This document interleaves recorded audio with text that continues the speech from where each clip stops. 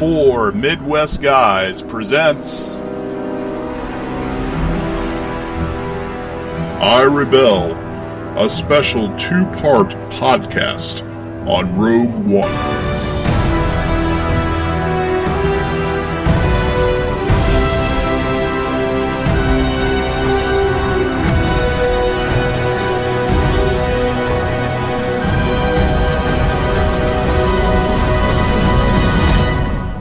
Hello everybody and welcome to a very special edition of Four Midwest Guys.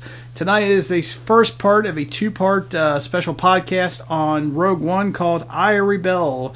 With me today is my brother Aaron. Hey, how's it going, man? How's it going, dude? Yeah, I'm holding up all right. Good. Mr. Eckenbauer was supposed to join us.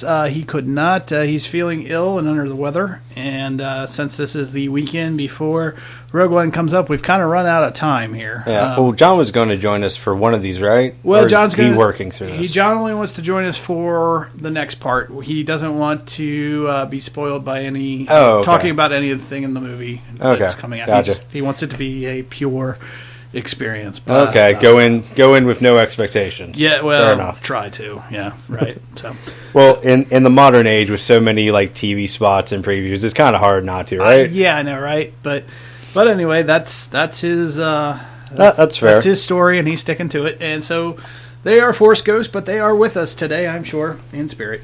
So let's dig right into it. Actually, let me just take a second.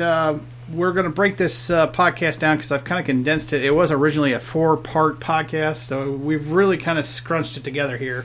So we're going to start off by talking about the Star Wars timeline and how Rogueone fits into that and what's relevant about that. We're going to talk about a little bit about the rebellion that goes on, and then after that we'll get into some character breakdowns of the actual cast of Rogueone, followed by some quick fire, not so quick fire roundtable discussions between me and Aaron on what Rogueone might be. So and then of course our final expectations. So quite a bit to get through. So we might as well just go ahead and get started. And hopefully we won't go off on too many tangents, but we'll see. It's been one of those nights, so I could see it. It has. But it's been a good day of discussion. So we'll just keep it going here.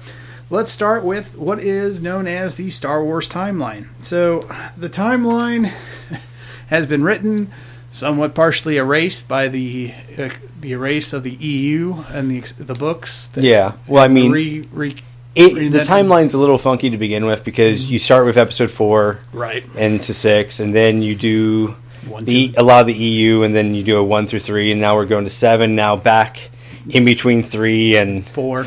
And then you also have the Clone Wars series, which, despite taking place during the Clone Wars, actually does jump a lot around a good bit in its own timeline. Yes. And I don't think Rebels has been too bad about that, but that's taking it right, before Rogue One. At least currently. Yeah, as far as we know, it's before Rogue One. So let's talk about this. So originally, when George Lucas developed the Star Wars universe, he decided to start with not Episode 1, 2, or 3, but start with in the middle of the series with Episode 4. Well, I mean, at least that's what he's been saying for years anyway. Because even when was it still titled Episode 4 during the original release, or only during its massive release? I believe even during the original release, it was always said Episode 4. Okay. Now, granted, it was just Star Wars when it originally came out. It wasn't A New Hope came later. They added that title later. Okay. But originally, that is what my kind of confusion was. I wasn't quite sure if Episode 4 New Hope was part of the full title, or it was just Star Wars. It was just Star Wars when it originally came out. It was just Star Wars, and it was Episode 4. Okay. And then later they added A New Hope as the actual title for the movie. Okay. Because then they came out with Empire Strikes Back Part 5, Return of the Jedi Part 6. Okay. And then Lucas said, well, I'm kind of tired of making these movies. I've adopted a couple kids, and I'm retiring from movie making, essentially, for the most part. And so after that, you had the EU came out. Yeah. And the EU was the books. The Heir to the Empire series was the first trilogy of books they released. And it kind of expanded from there. They started, they did even more and more books and different timelines. It just... I have a quick question, though. Like, during that break, didn't Lucas actually build, like, Lucasfilms and, like, expand some audio technologies and, like, some things like that with his company? He created... Skywalker Ranch, along with Skywalker Sound, ILM, Industrial Light and Magic, which was originally built for Star Wars. Yeah. And continued on as separate companies. He also created Lucas Arts, which did the video games and stuff that came later. Yeah. Okay. I just thought, like, even though he was technically retired at this point, he was still kind of building on things. Yeah. From my understanding of it. But basically, some people call it the Dark Times. I don't necessarily call it the Dark Times, but it's basically when Jedi ended. Jedi came out in '83. From that point on, he had nothing. Yeah, well, I mean, some people might refer to like the release episode 1 as the Dark Times, depending on how you want to look at it. I'm a prequel defender, not a hater, but nevertheless. So basically, what happened in the meantime, from that point all the way up until 1999, is when we started to get when they released the prequels in Episode 1. But between then, they created all these Star Wars books, which went beyond Episode 6. And there is expanded. How many books in the U were there at one point? Before it was more or less decanonized. There is more than I can count. Because it was in the hundreds, right? I don't know the official count. I'd have to look that up, but it's vast. I mean, it goes many, many years after Skywalker. In fact, I think the last series that goes into the future is about a Cade Skywalker who's actually... Oh, is that the drug addict? He's the drug addict, and he's... They really need to adapt that someday. And he was being haunted by the ghost of Luke Skywalker and blah, blah, blah. Like, really, Kinda just crazy. Like, let's see a schizophrenic Jedi someday on screen. It'd be amazing. Yeah, the last thing I want to see is a strung-out Jedi. Not my cup of tea. So what you're saying is that's the Netflix series. But that could be Netflix series. Actually, I hope they do the Old Republic. But yeah. All right, so it's not the first choice on the Netflix series, but it's one we should see at some point. Not for me. Clearly, Disney wants to keep this going like the Marvel franchises indefinitely. We'll get there. I hope not. No strung out Jedi for me. But some people did like it. And a whole group of fan base was built around the whole EU. Okay, and then... He builds the prequels. We get episodes 1, 2, and 3. That starts in '99 and lasts all the way to 2005. So we get The Phantom Menace, episode 1. Yeah. Then we got Attack of the Clones, episode 2. And finally Revenge of the Sith. Yeah. Okay. You know what's funny about the prequels versus the original? You could almost make the argument with the original series, like by the time you get... This the second and third one that are actually the better parts of the series. But if you go with the prequels, it's definitely the third to second one that are the better part of the prequels. Yes. Even George Lucas said, I think one of the flaws with the prequels, and I don't point this out often, but I'll agree with this, is George Lucas said in episode 1 he didn't have enough story to tell. But by the time he got to episode 3, he had too much story to tell. Yeah, well, I mean, that's why you get to like the whole Clone Wars TV show. Right, which is developed afterwards. So yeah, the prequels were not well accepted or greatly loved by the original classic generation of fans. They had some decent moments. But like for your generation who grew up with the prequels, you guys have a more favorable view. It varies still. It varies still, but compared to my generation, which grew up with the originals. Yeah, like we didn't wait 20 years for it. Right, so we can be a bit more nuanced about it. Right. For you, it was just cool to see lightsabers and everything that we thought was admittedly, cool. as a kid, I actually thought the droid racing or racing things were actually kind of cool, but as an adult, it just goes on.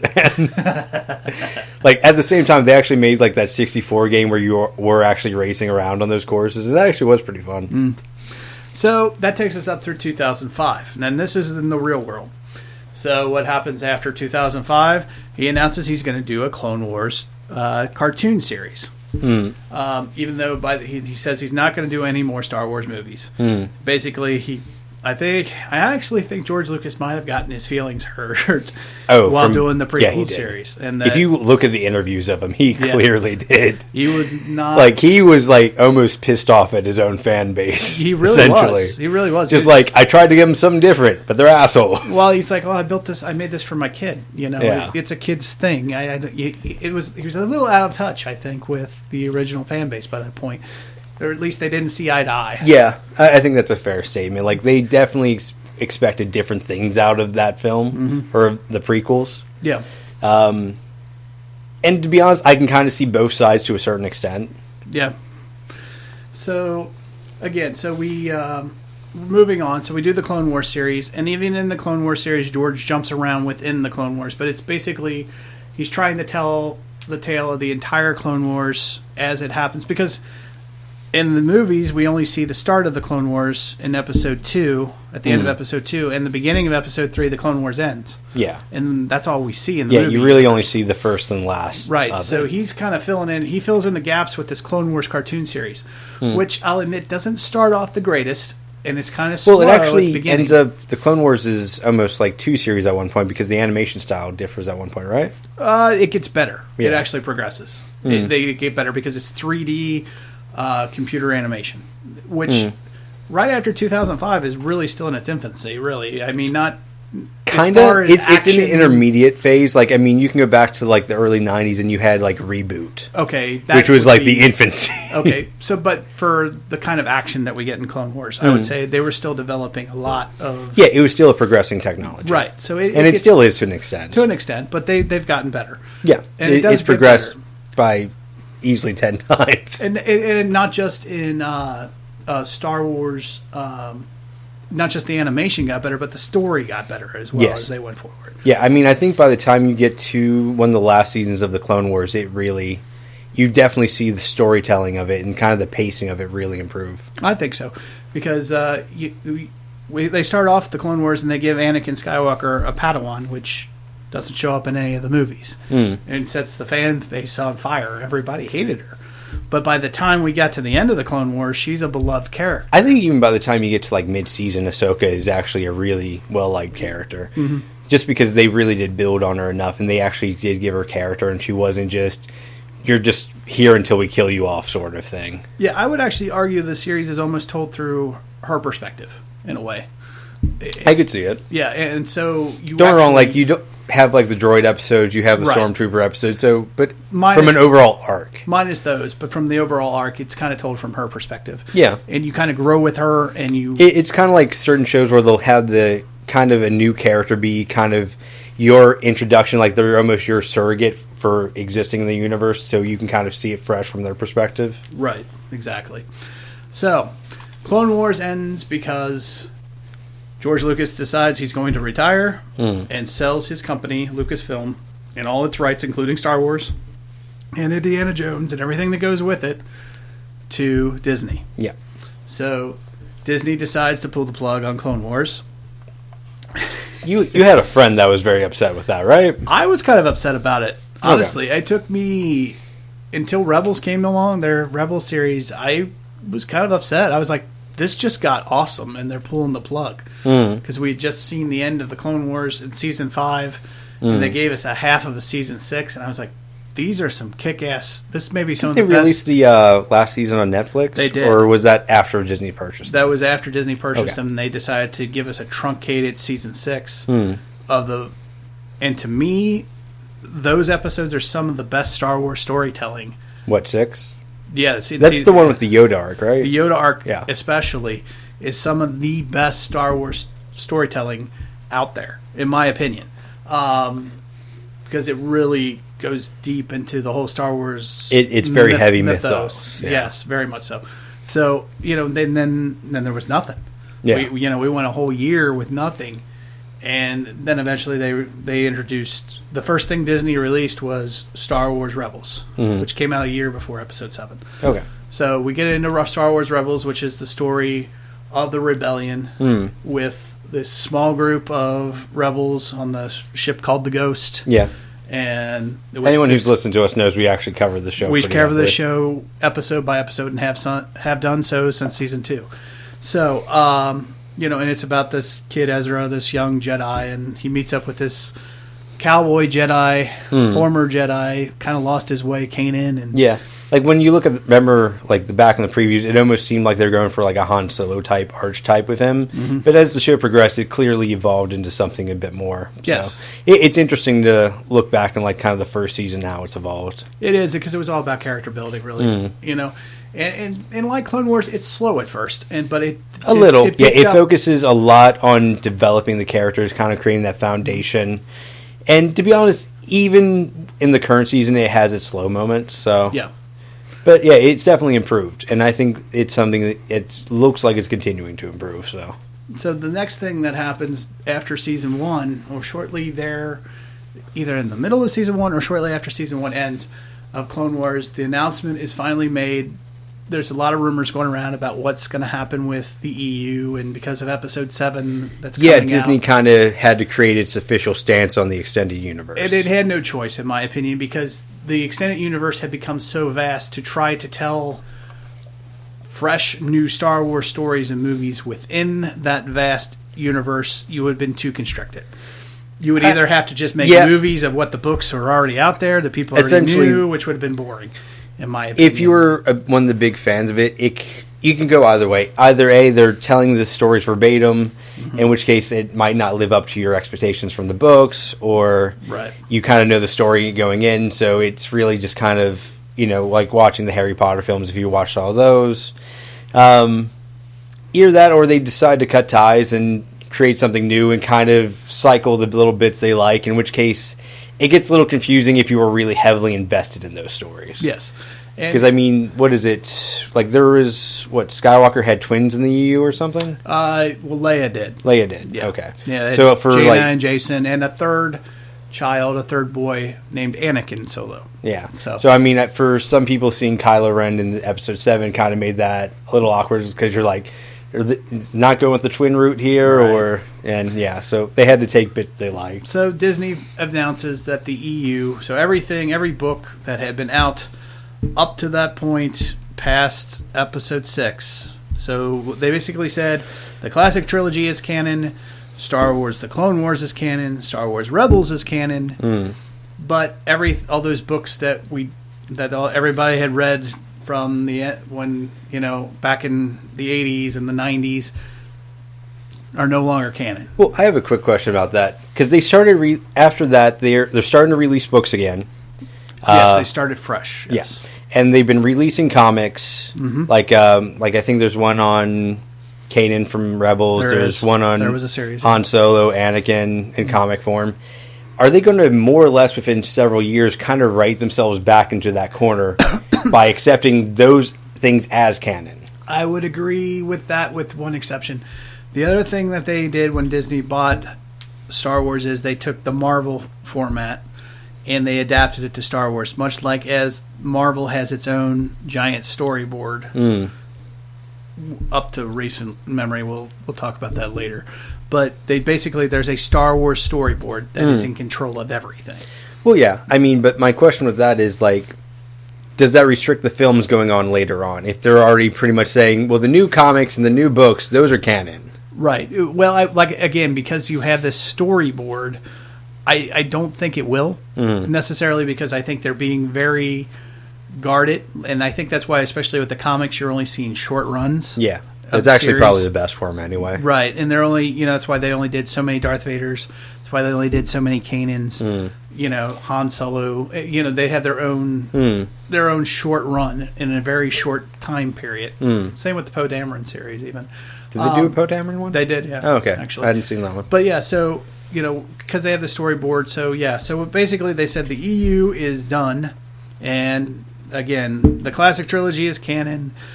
All the movies that we release going forward will be canon. Star Wars, The Clone Wars is canon, and so is Rebels, and every book that we release and comic we release going forward. Yeah, the Lego show is not canon. No, Lego, Lego is not canon in any way, shape, or form. However, was it the Freemakers Adventure? That was the Lego show? That's the latest. Yeah. It's not as good. Anyway. I haven't watched it. It looked horrible. Yeah. Anyway, I watched one with Gabby. So the point is there's a lot of fans that were hurt by it, and there still are, and rightfully, and I can understand where they're coming from. Yeah. They vested years of money and time. It's kind of like if you invested all your time in the Lord of the Rings mythos, and then all of a sudden, they're like, so we have these new Lord of the Rings films and new series, and we're just going to ignore that and go our own route. Yeah, pretty much. Yeah. If you took the time to invest in all the trivial details and memorization of it, and in the geek fandom that does exist, it happens. You'd have people kind of out-geek each other sort of thing. Yeah. It's something, if you put in that amount of time, on like just knowing the minorest details, like it's something you could easily be annoyed about. Well, sure, because I won't say you fall in love, but you kind of do with the characters in these books because the books allow you to go so detailed. Oh yeah, well I mean, when you go through like certain books, like you kind of relate with characters, you kind of experience that kind of emotional thing with them sometimes. Like you invest, you relate, you empathize, and you can have like that whole emotional cycle with characters. Exactly. And so I really understand where they're coming from. I get it. I didn't read as much of the books. I read the first series and then I read a few books here and there. Yeah. But I get it. I understand because there's a fantastic book on they wrote called up on Darth Plagueis. It's called Darth Plagueis, and it interties with episode 1 and really it's really the backstory of Palpatine that is Darth Plagueis. But it is just really well written. Yeah. And even I was like, oh my God, that's not canon. Are you kidding me? That's great storytelling, Like, at some point, make that canon again. Yeah, please, So, I understand. I totally get it.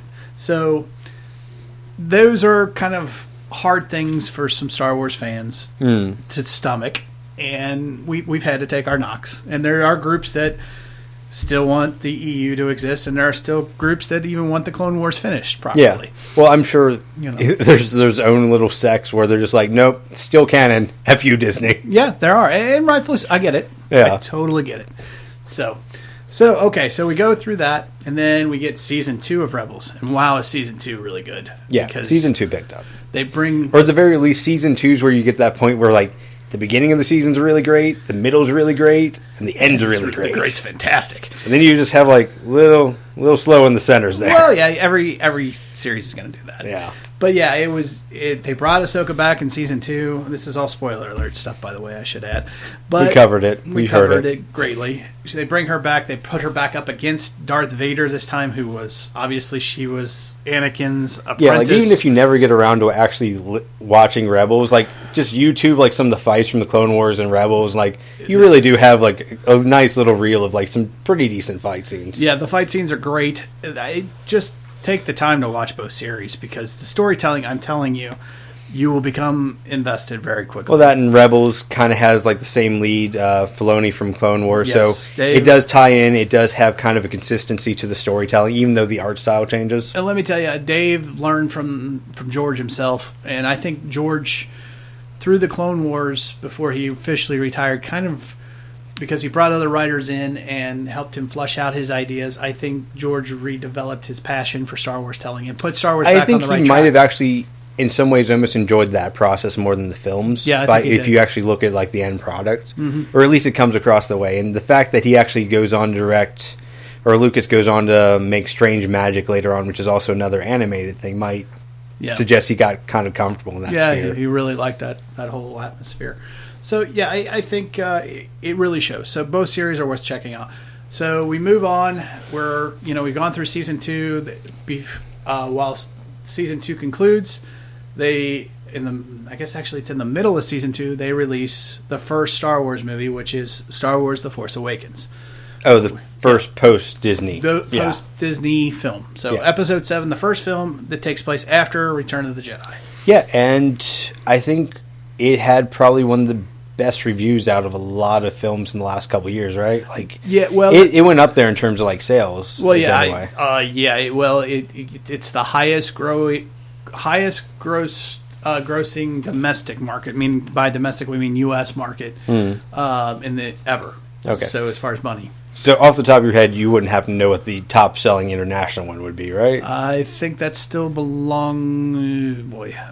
If you don't, it's fine. I just thought I'd ask for reference. Because I was rooting for The Force Awakens to beat it. Anyway, Force Awakens in the end ended up making over $2 billion worldwide. Yeah, it made over $800 million in the U.S. So highest grossing Star Wars film. Yeah, if not one of the highest grossing films domestically. Now it got mixed as time has gone on. People are like, it's a reboot. It's blah blah blah. It had kind of those reactions to begin with, but at the same time, like I feel like you can only.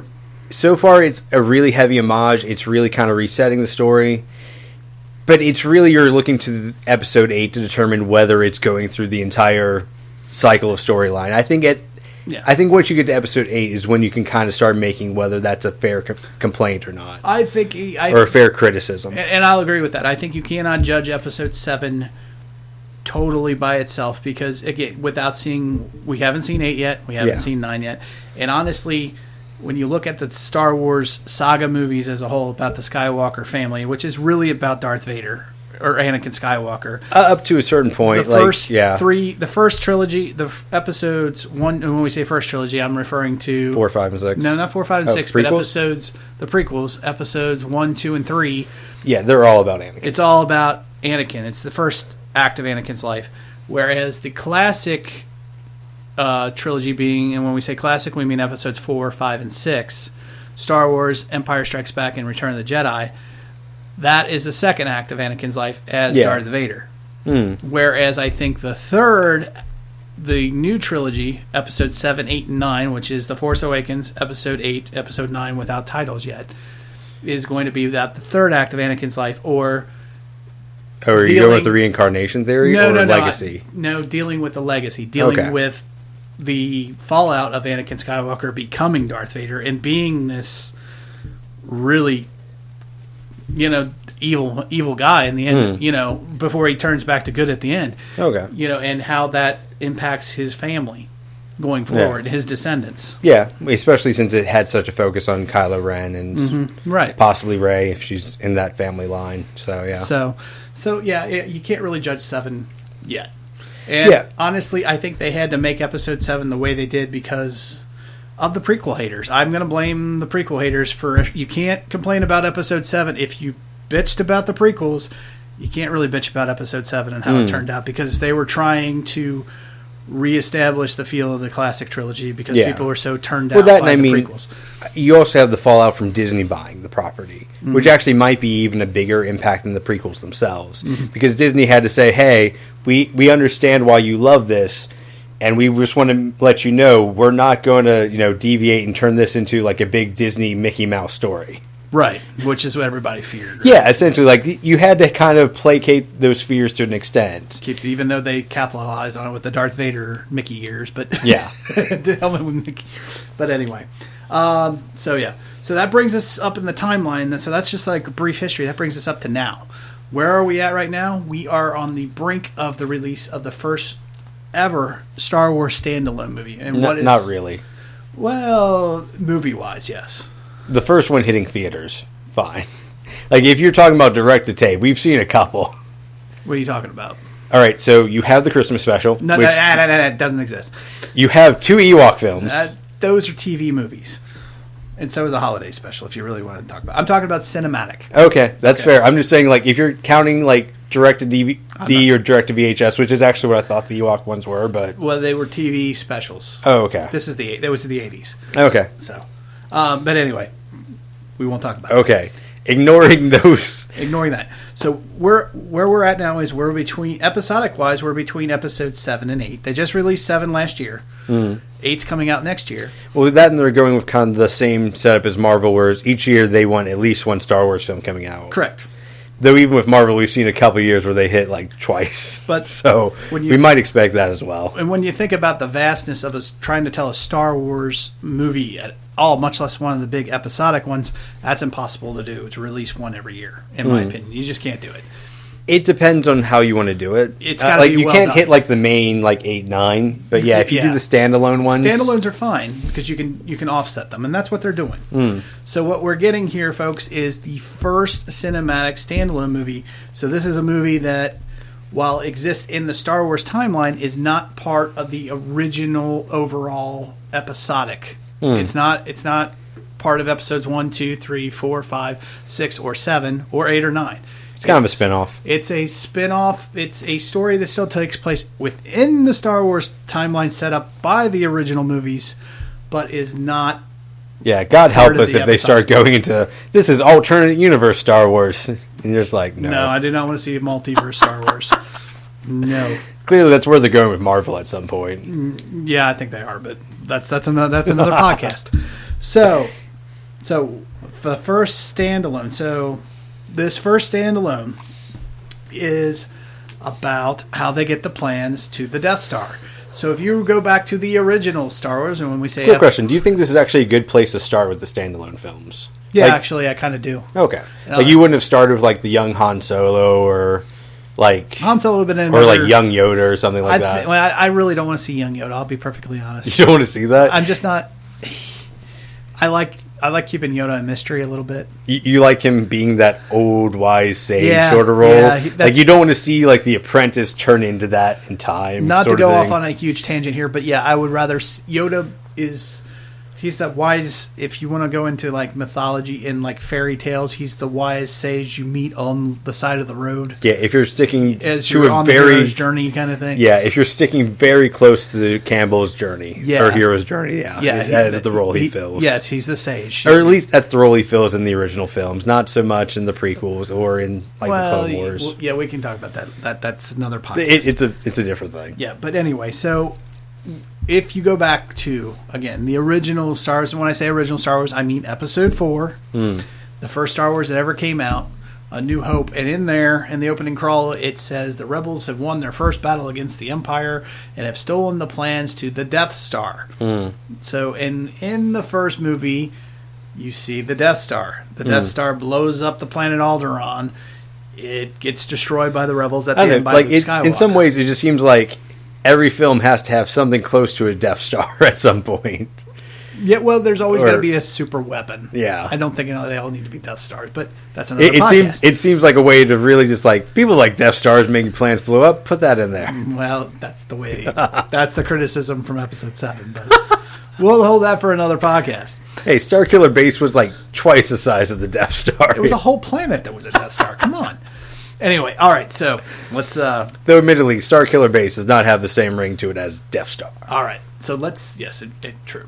So let's stay on track, and let's talk about this. So Rogue One is the story of how the rebels get their hands on the plans to the new Death Star. Those same plans that are given to Princess Leia in Episode 4, which then is the whole premise behind Episode 4, which they then use to come up with the attack plan at the end of the movie. Yeah, supposedly this movie ends like 10 minutes before Episode 4, right? Begins, correct. And people are getting confused because obviously there's a Death Star in Episode 4, and there's a Death Star in Episode 7.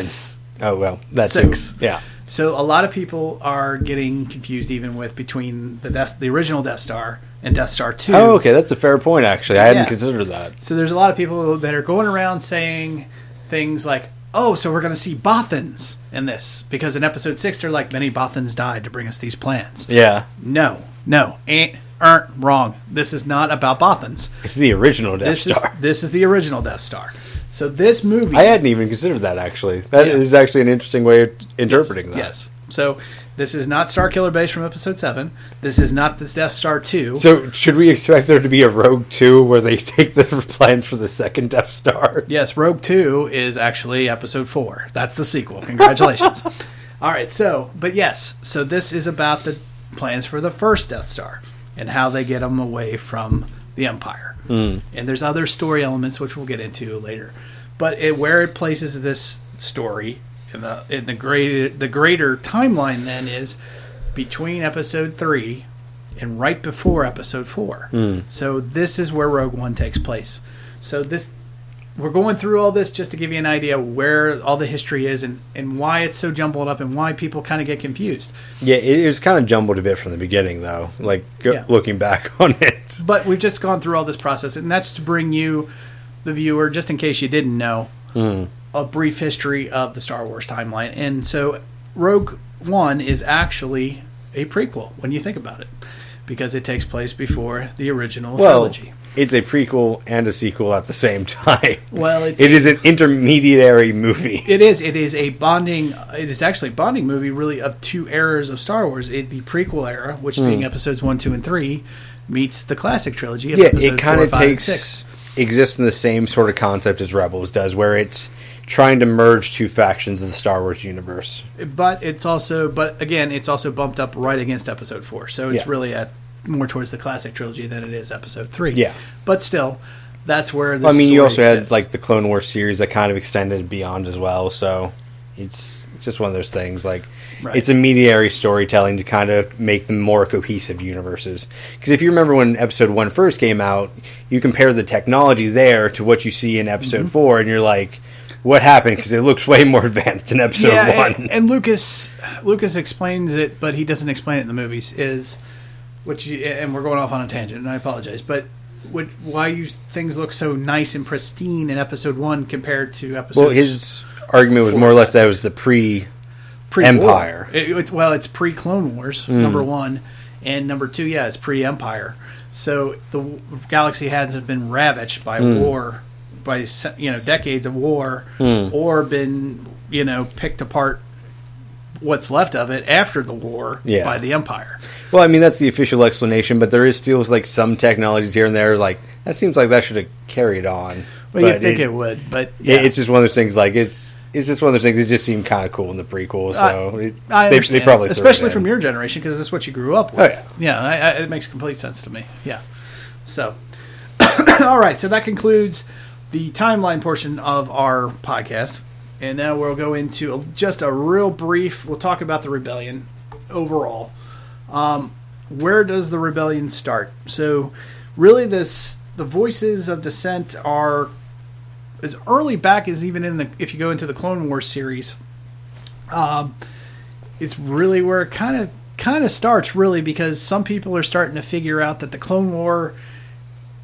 It just seems off. Something seems wrong, even. Yeah. And that people are constantly trying to... Well, maybe not constantly trying, but even Padme in the Clone War series, which is the mother of Luke and Leia and wife to Anakin Skywalker secretly, is actually... She goes on some diplomatic missions to try to bring the Clone Wars to an end, because she doesn't really fully understand why the war, why are we fighting? It seems like, and she even says so in Episode 3. She says it's to Anakin Skywalker of all people. She says this war is a failure for people to understand, failure to listen, both sides to listen to each other. So even though she hasn't grasped the grand scheme that it's the Emperor, that's Palpatine behind the whole thing yet, but at least the very start of the rebellion starts there. It starts with a group of senators kind of questioning and opposing Palpatine sometimes, even though Palpatine being the master manipulator that he is. And that's one of the great things that the prequels does, is show the Emperor not just as this just extremely evil guy that you see as Darth Vader's boss in Episode 6, but as a master manipulator of people and politics. So that's where it gives him more of a role than just magic space wizard. So right, exactly. Or which is when you see him in Empire and in the original, it's kind of his role. He's evil space wizard. What really? Yeah, he's just this guy. My original. When I think of the Emperor, I'm like, number one, my first thing as a kid was Darth Vader has a boss. Holy crap! And number two, I was like, when I think about his performance in Empire, it's like he's just like this guy just wants to do evil, just it's very like one-dimensional, rubbing his hands, and in some ways it's almost, you take the robot chicken sketch of him and it fits pretty much. It's like, give in to your aggressive feelings, boy. It's just that just evil. He's just pure evil. Yeah. But what the prequels do is flush that out and show if there's multi-dimensional evil. Yes, if you look at the prequels, it really does Palpatine so much better than the original films. It does. It gives him a lot more credit. It really lends to just how much of a badass. It wasn't like he just started shooting lightning at people. It was like, I'm the boss now. Right. Exactly. Right. So because of all the rebellion kind of starts there and it grows, and then we get into Revenge of the Sith, Order 66. The Jedi. Order 66, you see that in the Clone Wars where you start seeing Descent and right. That's when you see Bail Organa, who's ends up being Leia's surrogate father. He sees the Jedi being slaughtered by stormtroopers, and that's really where it starts. And he goes off and finds Obi-Wan and Yoda. The Jedi Order, for what should be kind of a almost religious sect, does have a lot of political ties, with the pre-Empire universe. Exactly, and he's helped. You do see them acting as almost international peacekeepers in some ways. The Jedi, are very much so. They are the guardians of the galaxy, really. Honestly, not to borrow the title or anything. Not to borrow the guy, but they're the original. Yeah. Right? So, but yeah, so it starts there, and after Order 66 is really when at least Bail Organa is aware. Now, Padme dies in Episode 3. Spoiler alert. But nevertheless, that legacy is carried on through Bail, and I think Bail is the one who we'll find out in Rogue One. Did you ever did the explanation for why she dies in Episode 3 seem kind of weird still? Looking back on it, I like the theory that's out there. There's a fan theory that's fantastic. What's the fan theory? Is that too? Do you want to do that after this? Real quick. Okay, just a brief summary. Yeah, very brief. There's a fan theory that you can hear a heartbeat when Anakin's being put into the Darth Vader suit, and she's giving birth, and right before she dies. And the theory is that she dies because the Emperor is stealing her force and sustaining it. Oh, okay, so Anakin Emperor steals her life force to sustain Anakin. Oh, okay, while he's being transformed into Darth Vader. Wait, doesn't that actually take on the abilities that he talks about with Dark Plagueis, being able to actually unnatural, right? Yeah. That is actually interesting. Yeah, it's very cool. Anyway, I kind of dig the theory, honestly, and the fact when they talk to Pablo Hidalgo, who's the keeper, who's part of the story group, and he's the keeper of the holocrons, as they say. Yeah, he's the big story guy. Even he says, that heartbeat was very specifically placed on purpose. Yeah. So there might be some truth to it. Yeah. But anyway, getting back to on track. So yeah, we see the Order 66 is really the start of at least I won't say a formal resistance, but the seeds are planted. Yeah.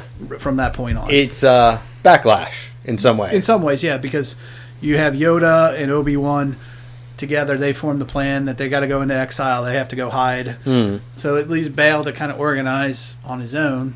It probably does. And we might find out a little bit more in Rogue One how that takes place, maybe. Yeah. Well, time. If we don't see that with Rogue One, we'll probably see that forming in Rebels. And it'll be interesting to see where those two intercept. Which is interesting because we do start to see it when we get to Rebels. Bail Organa is in it. Yeah. And we see him... Well, I mean, we've already even seen Leia in Rebels as well. Right. And you can see that they're...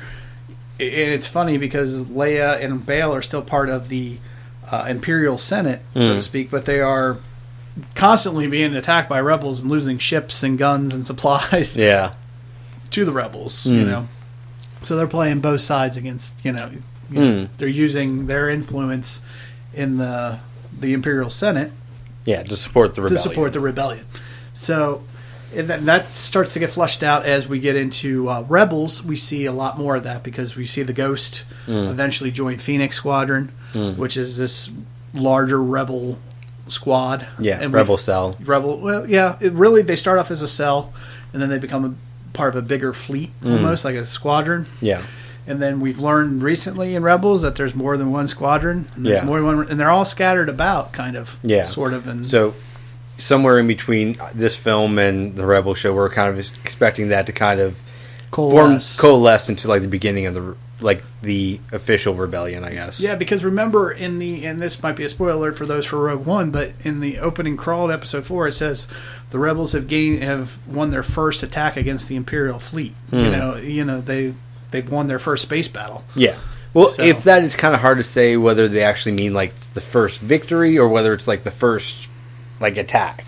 I won't say it'd be the first attack because we see a lot of smaller attacks in Rebels, but I think it'd be the first major defeat of we're going to see the Empire. Oh yeah, but you're going to see in Star Wars, you do see some of the things that are semantical, so we might not be counting the attacks that are from kind of the cell as the whole of the rebellion later on. They might be counted as different things. So. Right. So I think though by the time we get to Rogue One, I think we're going to see these squadrons, maybe a couple squadrons come together, maybe actually form the first real organized resistance, a major threat to the Empire. Yeah. For the first time. I think that's what that really means, really. In the attempt, it's the first time the rebellion's... an all-out victory. Yeah.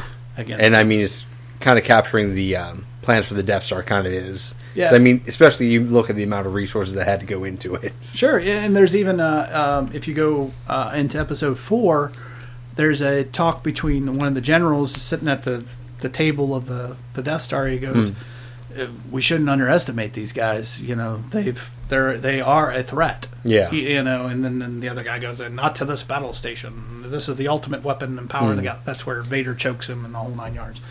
But nevertheless, it's. So it shows, though, that, we're going to see the coalesce. I think we're going to see the real, maybe not genesis, but the birth of a more substantial alliance. Maybe not so much a rebellion, but going from a rebellion to a rebel alliance against the Empire. Yeah, that's fair. A formidable force. So, so we learned through Rogue One we're going to learn about the Empire's major weapons test, which turns out to be the Death Star, obviously. Yeah. And then again, Rogue One is about how they're going to, they learn about this new weapon. Yeah. They keep hearing things.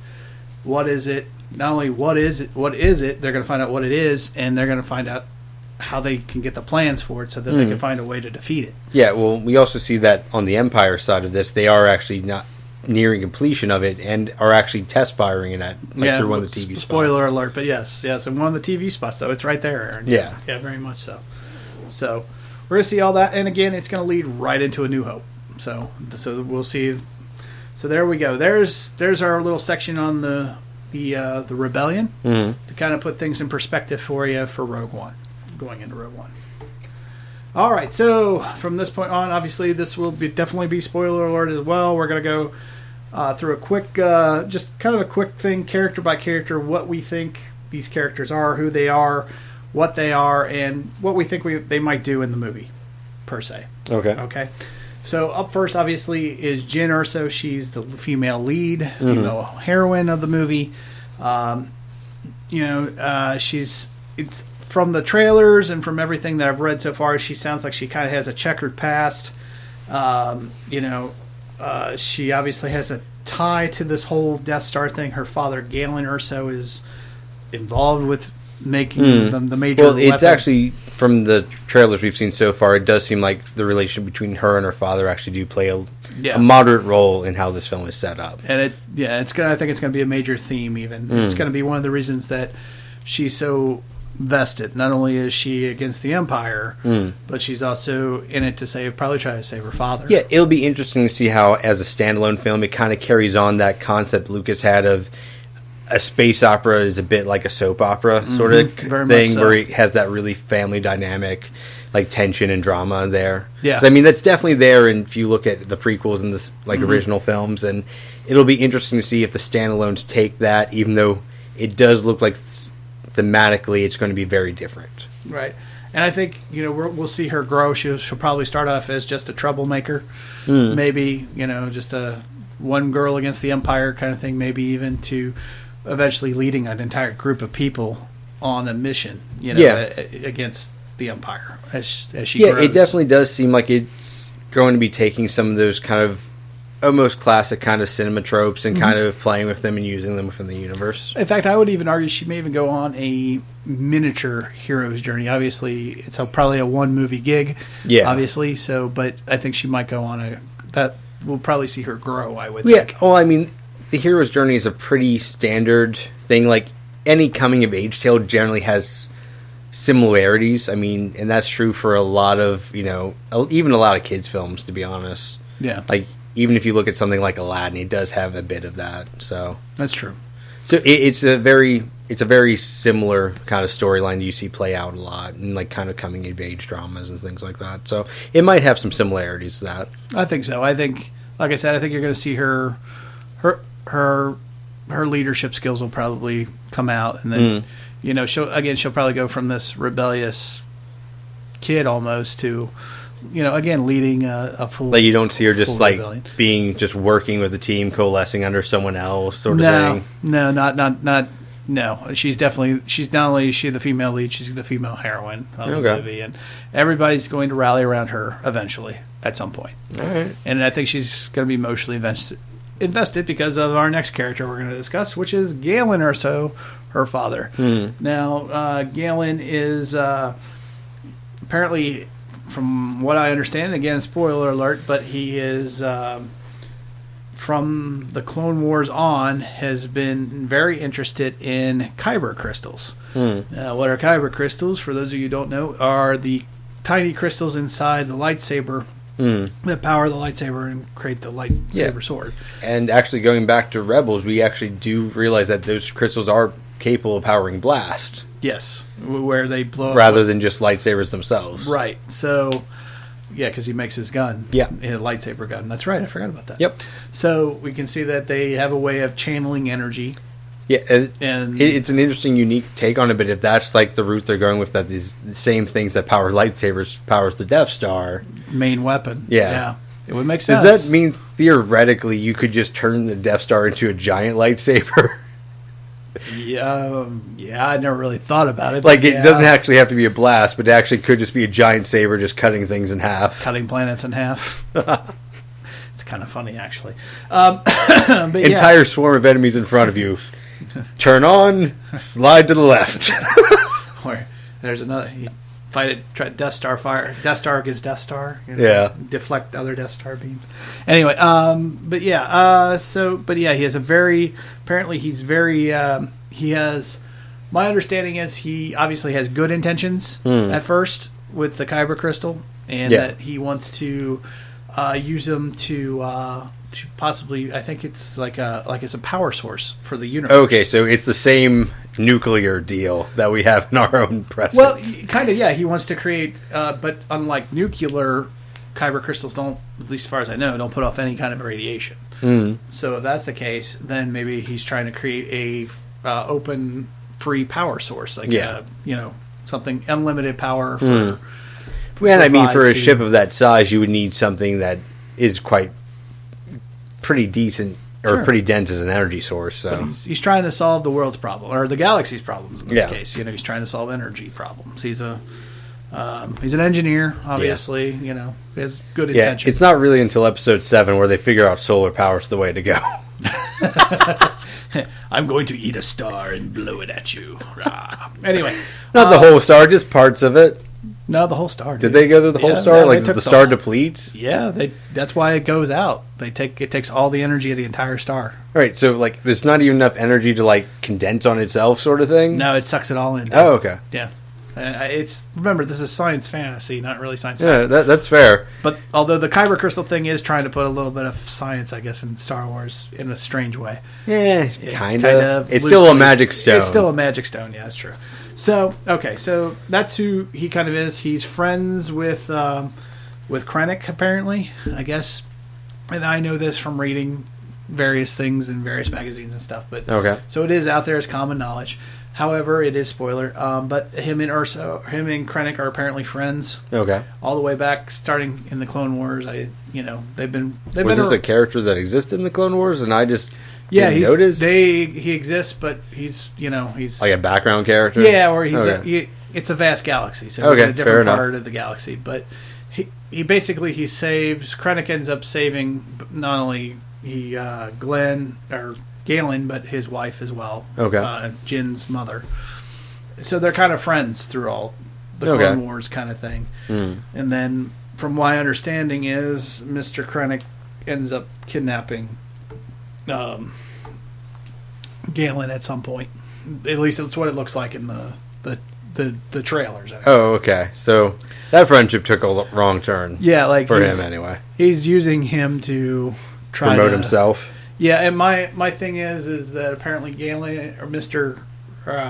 Director Orson Krennic, who's the next guy we're going to talk about, and who is he?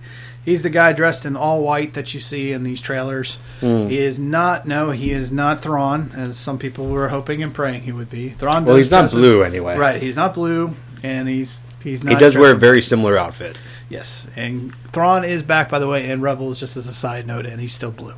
So, as he's the director of military research for the Imperial military.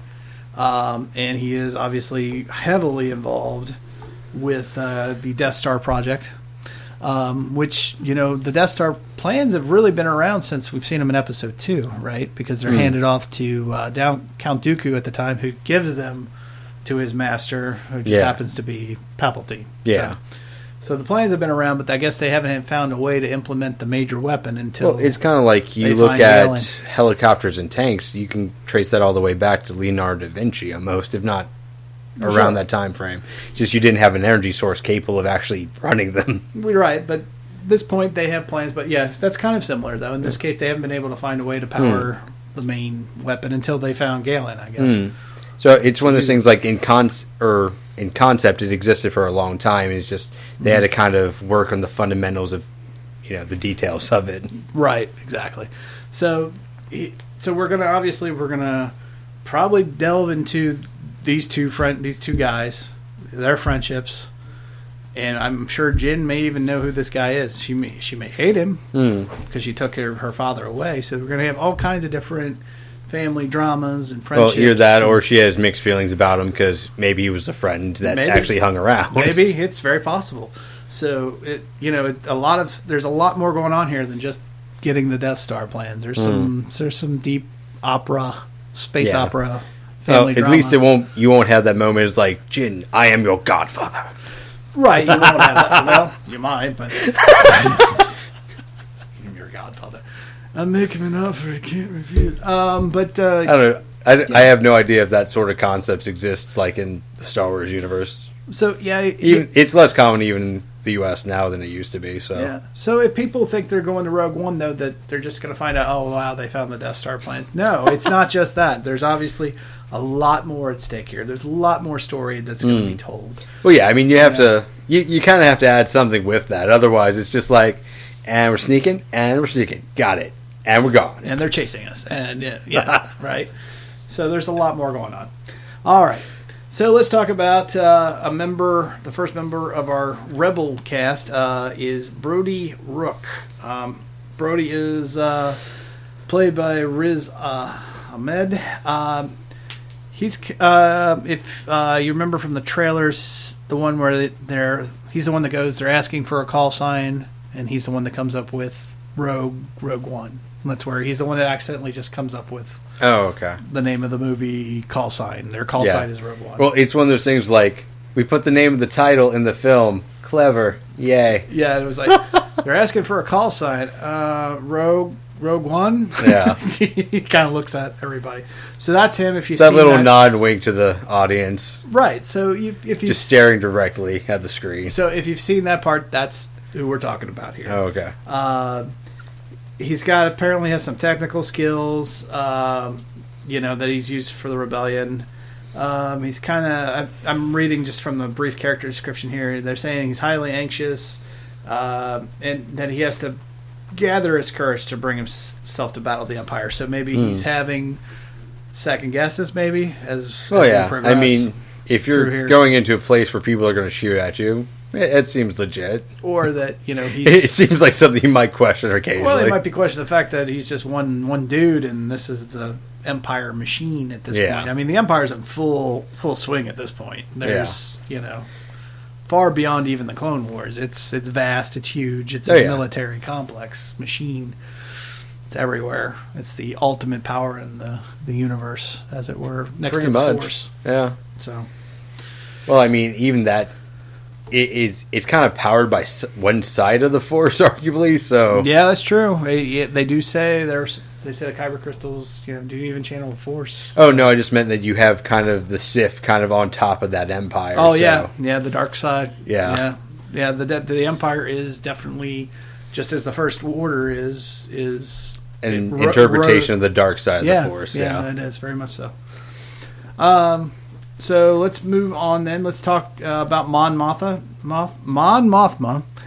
She's been around for a while. She is in Episode 3. I can tell you that for sure, even though they cut her scene out of Episode 3. She's a deleted scene. She's in the original trilogy. You'll see her in Episode 6. She's the lady in the white with the necklace on, short it has hair. some sort of like oracle gown sort of thing. Yeah, she's actually a senator And if I remember right, she actually worked at one point with in the Clone Wars. I want to say that Padme even brings her up as kind of as like a mentor almost, or that they work together even. Leia she's definitely a mentor to Leia throughout all of her. Even they actually had a different actress that looked really similar to the original one, right? Yeah, they did. For this film? And it's the same actress that they put in Episode 3 and then cut her scene, unfortunately. Oh, okay. But it's the same one. But yeah, she's a dead ringer for the original Mon Mothma. Okay. But yeah, she's a person who served in the Galactic Senate during the Clone Wars. Has gone on to be a representative in the Imperial Senate. She's a leader in the Alliance. She obviously, wants to destroy the Empire. So a character that's been around in high enough positions, but never really got a whole lot of screen time. Not really, but she's if there's a political side to the rebellion, kind of like Bail is, he's kind of the political side of the rebellion, so is she. Okay. Kind of hand in hand. So her and Bail kind of work together a lot. It would be my guess, even though we never really see it. Yeah. But they're the political heads of the rebellion, although they're probably playing, secretly anyway.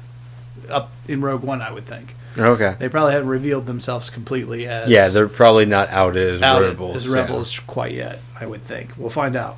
We're guessing here at some stuff, folks, because we're just not sure. Well, yeah. So. I mean, you never know until you see the film. It could take a wild left turn we didn't expect. Yeah. She was actually a member. I'm reading here again because some of the stuff I've forgotten. She's a member of the Supreme Chancellor Palpatine's Loyalist Committee at one time. So boy, has she done a 180. Yeah, she was actually a loyalist part of because you had the Separatists, which were the ones that controlled the robots in the Clone Wars, and then you had the rest of the Empire, or the Galactic Republic. If she was part of the Loyalist Committee, that might have been by, referral more so than, self, sort of thing. Right, exactly. And it was self-serving, probably. Yeah. But still, that shows you that she has the commitment to maybe the Republic. Maybe not so much the Palpatine. Yeah, it might have just been a position she was drafted into rather than chose to be a part of. So yeah, and it says she has allies such as Bail Organa, which we talked about. Padme Amidala of Naboo, again, Luke and Leia's mom. Outspoken opponent of pursuing peace between the Galactic Republic at the time and the Confederacy of the Independent System, also known as the Separatists. Yeah. So, again, she's a dove, right? Kinda. Always, again, not understanding why is this war happening. We need to bring the Clone Wars to an end. Well, clearly, at some point, she did kind of switch more away from peace talks to we're just going to rebel against the Empire. At some point, yeah, she probably... But in Origins, very dove-like. Yeah, she spoke out against giving executive power, wartime power, to Chancellor Palpatine at the time. So she's kind of always been against everything that Palpatine has tried to set out politically. So a political opponent in some ways. A political opponent in some ways. So again, where we were talking about the rebellion earlier, she's definitely one of those people. From the beginning on. She's a founding member of the rebellion, really. Yeah. Even all the way back in our timeline / rebellion. So ultimately... Part of the seeds of it, anyway. Right. She's one of the seeds, exactly. And ultimately, she leads to the formation of the Rebel Alliance in combat against the Empire. So there you go. Yep. So there is Mon Mothma. All right, so let's... Well, so it has a fun name, just as a side note. Yes. So from a being of purpose and light to a being of darkness, let's talk about James Earl Jones, a.k.a. the voice of course, the Dark One himself, Darth Vader, who we know is in the movie. We're not sure how much. Yeah. To be honest, I actually think the movie probably does better off by not having him being too heavy a role. Yeah, especially if this is truly a standalone where it doesn't involve the Skywalker saga. Yeah. You don't really want him to be a main protagonist. You want it to be Krennic. And I think you have to have a weird kind of balance with that, because if it's just like Darth Vader's in the background getting coffee, it's kind of a weird cameo you might not want to include, right? Yeah, I don't want to see... I always drink coffee when I check radar. Yeah, I don't want to see a Spaceballs moment there. Either that, or you just don't want to see a scene where it's like, hey, you... I haven't killed anyone today. Choke. Right. Exactly. So I think I think they're going to use him. I think he's going to be seen in very prominent scenes. He's going to be used, I think, as a catalyst for certain things. He's obvious. I'm pretty sure that he'll probably be Krennic's boss, or at least his superior in some way, shape, or form, or maybe even a slight adversary at times. I don't know. Possibly. Because... So, I mean, we'll have Vader in this, but we won't be seeing Palpatine as far as we know, right? Or, as far as we know, we'll talk about that later. I have my suspicions. Oh, okay. So, officially, I've not heard him in the movie. Okay. So, but let's talk about James Earl Jones just for a second, because that's who we're talking about here. There is nobody more iconic than James Earl Jones and the voice of Darth Vader. We've seen it. Which is funny, because even when Vader takes off the helmet and he goes to the actual actor who's doing the physical aspects for Vader's voice, like it kind of it kills the character in some ways. Well, sure, because it was a. I mean, the character's already dying, but that's because the original guy had a Scottish accent in the original Star Wars, and he was saying the lines in Scottish. So you're like, wow, you developed that accent really quickly. You are what is it? You are part of the Rebel Alliance and the traitor. Take her away. Arr. No. I don't think Scottish and pirate is the same thing. It just seemed to fit for a second. I don't know. But yeah, let's talk. There's nothing more iconic. We know that just from when they brought him back for Clone Wars. Well, even if you're going to the prequel films, you look at, was it Hayden Christensen that plays Anakin Skywalker? Inside the Vader suit? No, in the original films. Like, what's the name of the guy that plays Anakin Skywalker? Oh, it's Sebastian Shaw. What was I thinking Christensen? I don't know where Well, Hayden Christensen is the guy who plays Anakin Skywalker in the first 3 episodes. Okay. Sebastian Shaw is the guy that they show when they take off his mask in 6. Okay. So, yeah. And, like, even if you look at the prequels, like, it's not clearly as intimidating as it is with Vader's full suit, and it's in some ways you make the argument it's actually the suit and the voice and all that's the more popular character than like Vader as a character. Yeah, honestly, I have a hard time because Lucas even says he didn't intend for Vader to become as popular as he did. I just don't see how. No, clearly he didn't. Really, you think so? No. I think he's lying. The thing that's really interesting about if you watch like the original films, like some of the most popular characters that come out of it, like Vader and Boba Fett, really aren't emotionally deep characters. They're not really all that heavy plot-wise, at least not for the original film. By the time you get to 2 and 3, or like 5 and 6, you clearly build on that. But like in the original, he's kind of a generic henchman. Kind of, I mean, he's so badass. You would think, why wouldn't you think this guy? Well, I mean, he's almost just like the Emperor's samurai or space samurai sort of thing. Maybe a little bit. But like he looks more like Nazi than samurai. But yeah. Well, I mean, it blends the two a bit. Yeah. But yeah, I mean, if you look at some of the characters that got really popular in the original series, they were ones that just look cool. Like realistically, look at Boba Fett. He had like 5 lines and jumps into a pit. Yeah. For like years, he was one of the coolest characters for lots of people, even though he doesn't do shit in that film. Yeah, that's true. I'll give you that. I mean, Vader obviously is much more because he's Luke's father. Yeah. There's much more to it. Yeah, they built more into it there, but I'm not sure if that was the intent in the original film. Well, originally, no. The original script, Vader was just an adversary that Luke fought. Yeah. He did kill Luke's father, but he wasn't Anakin Skywalker. Yeah. Yes, that's true. Like, I mean, if you look at how he's set up in like episode 4, he really is just kind of a generic henchman. Okay. And clearly, like, as time went on, is like things had to be written to make it work. But to your point, though, Vader would not be Vader without James Earl Jones' voice, though.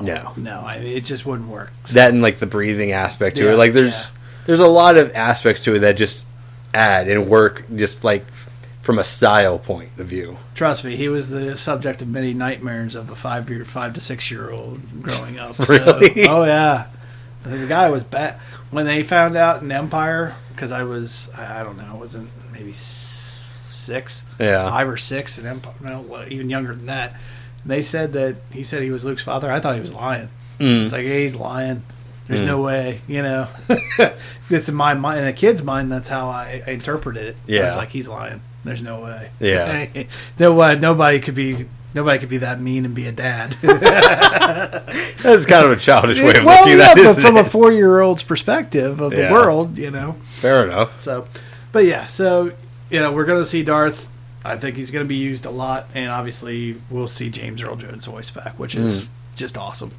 And yeah, I mean, I think that's one thing the Star Wars franchise has done well is they've had James Earl Jones come back for reprise that role, and he seems happy to do it. So yeah, I just think it's funny. I mean, it's either that or he ran out of Lion King movies to do. So well, yeah, but yeah.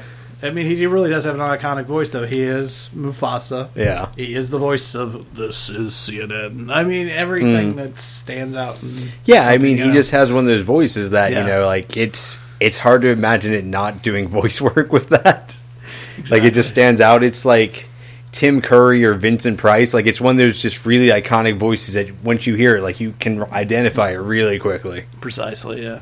So it's going to be interesting to see how he's used. Obviously, the character Darth Vader, I hope he's not overused, and I hope he's not underused. Hopefully, they find so it's a good balancing act there. I'm hoping, yeah, because I don't want to as much as I want to. There's the fan, like the uber kid fan in me that wants to see him just have like Darth Vader's rodeo show, go around the universe shooting mother. No, I want to see. I want to see him in with a room full of Jedi with all their lightsabers on, and I want to see him with just his one lightsaber and just whip every Jedi's ass. Yeah, just 2-hour kung fu flick with Darth Vader. With Darth Vader in the middle, just cutting them down right and left. But obviously, the other part of me, the logical, sane part of me, it's like there's no storyline to that. You want something with more depth. I want a little depth, so yeah, I'll pass for now. You want to see it at some point. I'll just continue to live that out in video games. Anyway, so all right. So from cyborg to an actual android, let's talk about K2SO, which I think, and this is just my prediction, just from the trailers we've seen so far, I think this guy will probably steal the show in some ways, just as a comic relief. The Star Wars movies do kind of like focusing on the androids and marketing them and selling them out as toys. But yeah, he's a fun, don't give a fuck sort of robot. He is. He's really funny. He's voiced by Alec Tudyk, who, for sci-fi fans, was part of the Firefly store. Yeah, he was in Firefly. It was the engineer from Firefly. So yeah, he's. I think he also recently did. Really funny. Like Con Man or something like that, where it's like him talking about like a fictional version of him going to Comic Cons and shit like that. He might, if he did, I haven't seen it, but that sounds hilarious. Yeah, I think he kickstarted it. I don't know if it's actually released yet or not, but it looked pretty funny. That does look funny. So, but yeah, so you have this reprogrammed Imperial security droid, who's been reprogrammed by Cassian, who we'll talk about a little bit here. But he's basically reprogrammed to help the rebels now. So he's this basically a droid, an Imperial droid designed to kill, security droid probably designed to kill people. And yeah, you kind of see people like trying to give him other tasks, and he won't have it. So I think one of the best scenes I've seen so far with him, other than I won't kill you because the captain said not to, which is pretty funny. The other one is they give him like a knapsack to hold. Yeah, like that was the first thing I saw of him. And he just looks at it and drops it. He's like, here. They're like, here, you carry this. So he just looks at it and just drops it on the ground. Sort of a quick, what the fuck is this? Done. I am not C-3PO. I am that right there says I am everything that C-3PO isn't. Yeah, well, I mean, we've already had BB-8 being the not R2-D2. Right. And now we're clearly having him as being the not C-3PO. Yeah, but at least so they have another scene where, like, someone throws a grenade at him, he grabs it, looks at it, throws it back, right back at him. Yeah, that was hilarious. That one's almost equally funny. And that he just clearly doesn't seem to care even about that. At least with BB-8, though, he's just a cuter version of R2, right? This one, in functionality, he's about the same. Yeah. This one, he's like a badass version of C-3PO. It's like you made C-3PO like a Terminator. Yeah, pretty much. And then just erase C-3PO's personality and totally replace it with a very straightforward personality. Let's just say he doesn't pull any punches. There is no protocol to him. Yeah, whatsoever. He's going to tell you how it is and how he's going to go about doing it, probably. So. Yeah. So, All right, so let's talk about a very interesting character that I like, just because I've learned a little bit about him, and that is Saul Guerrera. Is that the He's guy, the clone. Forrest Whitaker? Yes, this is Forrest Whitaker's character. He has history. We have seen him before in the Clone Wars series. And if you've listened to our podcast on the trailer reviews, we talk about this a little bit, and we'll talk. You're very fascinated by the fact that he is also prosthetics. And he is like the breathing apparatus, but it's made out of junk. Yeah, it's like whatever he can find, which is like very the junkyard Darth Vader for you, which is very much like the Rebels, because even down to that U-wing fighter that they have, which is just piecemealed together, an X-wing and a Y-wing, pretty much put together. It's the same deal with him. Yeah, he's Darth Vader, but he's the Rebel version. He's whatever he can find. It's kind of store brand or name brand versus store brand or generic. And I like this though, because this guy has history going all the way back to the Clone Wars. He battled in the Clone Wars with his sister. He was reluctant to battle in that. He's been trained by not only Ahsoka, but Anakin Skywalker, who is now Darth Vader. Yeah. These two, it doesn't look like they're going to meet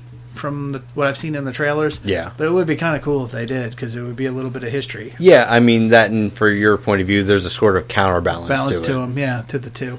Even though one has no Force abilities and has the far underpowered, prosthetics. He can barely walk with his prosthetics, it seems like, and breathe. He's gasping for air when he talks. Unless that's a low energy mode, and like he can just like turn it up for like 5 minutes. For 5 minutes and fight really high. Until his battery wears out. Pretty much. Hold on, I got to recharge. We only got 4 minutes to go. Well, that's enough time. But even though, Eggenbauer didn't like how he talked, but he's really gasping for air. That's why he's talking like that. It's like, save the rebellion, save the dream. I mean, he's literally like dying to speak. Well, that, and I mean, it seems like a pretty easy way of kind of modifying Whitaker's voice, which, well, I mean, it's not quite as iconic as James Earl Jones, but it is actually pretty memorable. Yeah, agreed. Very much so. So I'm very interested to see where they go with this character. Hopefully they intertwine him with Vader. It would just be kind of interesting to see how Vader would interact with somebody from his past in a movie. Well, I mean, if you were taking Rebels as any sort of standalone, he might not necessarily acknowledge them at first. Well, yeah, I doubt he knows who Vader is. Unless he's got some real inside information from Bail Organa. Yeah. Because Bail knows who he is. But I would think. But outside of that, probably only Obi-Wan, Bail, and Yoda know who Darth Vader is in reality. Yeah. So, I don't know. All right, so let's talk about K2SO's master, reprogrammer, and possible love interest to Jyn, Captain Cassian Andor. Okay, I didn't realize you were going to add Jyn to the end of that, so I was like, wow, he really programmed that robot differently. I guess that's an option. Well, no. It's a big galaxy. If I had to describe this guy, just what I've seen so far, he's not only is he's a hardened rebel, but he's got the swagger of like Zorro, because he's got the Spanish accent kicking. He kind of reminds me of. Yeah, I didn't pick up on that. I did. I did. Yeah, I'm thinking this guy is probably going to be like kind of like a Zorro, maybe just. Have the mask. Well, not the mask, without the mask and the hat, but kind of the same. Or the like we were saying in our trailer review, I was the guy in Princess Bride, the sword fighter. Hello, my name is Renee Montoya. You killed my father. Prepare to die. I think it's Renee Montoya. Something like that. There's people screaming at us right now, but that's the point. But anyway, so yeah, he's got this kind of. In my defense, I only really watch that film when I have to. Yeah, but I'm with you. But I've seen it enough times. Because I understand why people like it. Every girl I've ever dated, dude, it loves that movie. Yeah, it's like their fantasy movie. Anyway, it's up there with Doctor Who. Really? Yeah. Actually, maybe even more so. It crosses that boundary. Every woman loves that movie that I've dated. It doesn't matter if they're nerdy or not. I'm telling you. I've known a lot that really have, yeah. Yeah, they're really into it. To be honest, I can't think of an exception as much as just there's a couple of people who are like, I'm not positive. They just might not mention it. It's a down low crush for them. It's a secret. skip. But anyway, he seems to. I'd say he's probably helping Jin out because not just because of the Empire or wanting to rebel against. I don't know, Empire man. so I much. think you just really like adding love stories to all these things. Every Star Wars story has one, if not two or three. So at different points in the saga, of course. Yeah. But nevertheless, I think I think that's part of it. At least they don't end up being siblings at some point. So God, I hope not. That would be a hard one to explain in one movie. it really would be. Yeah. So what is that one film? Say It Ain't So, where like the one people realized that they were, that's a tangent. Never mind. Yeah, but I also think he's probably the leader of Rogue One before Jane comes along, though, too. Yeah, I think he's kind of the commander, so to speak, before she possibly inspires their leadership and whatnot, takes over the role. So, all right, let's talk about another one of my favorite characters coming up, and that is Chirrut Imwe, played by Donnie Yen. This is Donnie Yen's character. Oh, the Force Monk, yeah, as we like to call him. He seems very. He may not be. Maybe he's slightly Force sensitive. I'm not sure. Maybe not. Maybe he has no Force sensitivity at all. But he does believe in the Force anyway. Yeah. And kind of follows its teachings. It actually would be kind of interesting if it was like a sect that actually believed that everyone was Force sensitive if you just trained enough in it. Just you never reached that kind of Jedi level. Really, until the prequels came around, there was a lot of people that thought that way. I was kind of one of them. And I always had. To be honest, it actually makes more sense than the answer the prequels gave. To be honest, well, yeah, the midichlorian level thing is a weird, like it's almost like a science fiction answer to science fantasy. Yeah, like it's a weird thing that I don't. And honestly, it doesn't really make sense. I prefer to keep it in mystery, honestly, because it gives it more allure. Also, like even if you count like the actual like Clone Wars like into the heavy mythos stuff, like the series. Like the midichlorian level seems really weird attached to that, personally. Yeah, and I think they're true. I don't think you'll ever hear that word mentioned again. If not the way if Disney's smart. And either that, or if it's ever mentioned, they just sideswipe it. It's like, oh yeah, that's just a theory. Yeah, they can't prove that. Or yeah, it's just like that's weird science that no one has any justification. That would be the best way if they played it off. That they played it off as a failed science used by the Jedi. Yeah, like it's that like little test that doesn't really work like it used to. Like was it phrenology where they measured your scalp for your brain intelligence or whatever? The bumps on your head and stuff like that. Like it's that. Yeah. Well, if they were smart, here's how I'd explain it. I'd be like, the Jedi used to reach out with the Force to try to feel to judge a person's Force sensitivity and power. However, they got away from that and they started using technology more and more, and it led to false, false understanding of it. Yeah. That's how I would do it. Yeah, it's not a bad way. Yeah, but anyway, so this Force monk, he's blind, so he's really the guy that believes without seeing. You know, literally, and he's all about the Force. And the thing I'd like to know is he been blind since birth, or has he become blind because of the Empire? Did he take out his own eyes in training? Yeah, I never know. Hey, if he's really crazy, I don't think he's that nuts. But it's just part of his sect. Right. He's just like, we really like that Odin mythology. Our eyes go to the Force.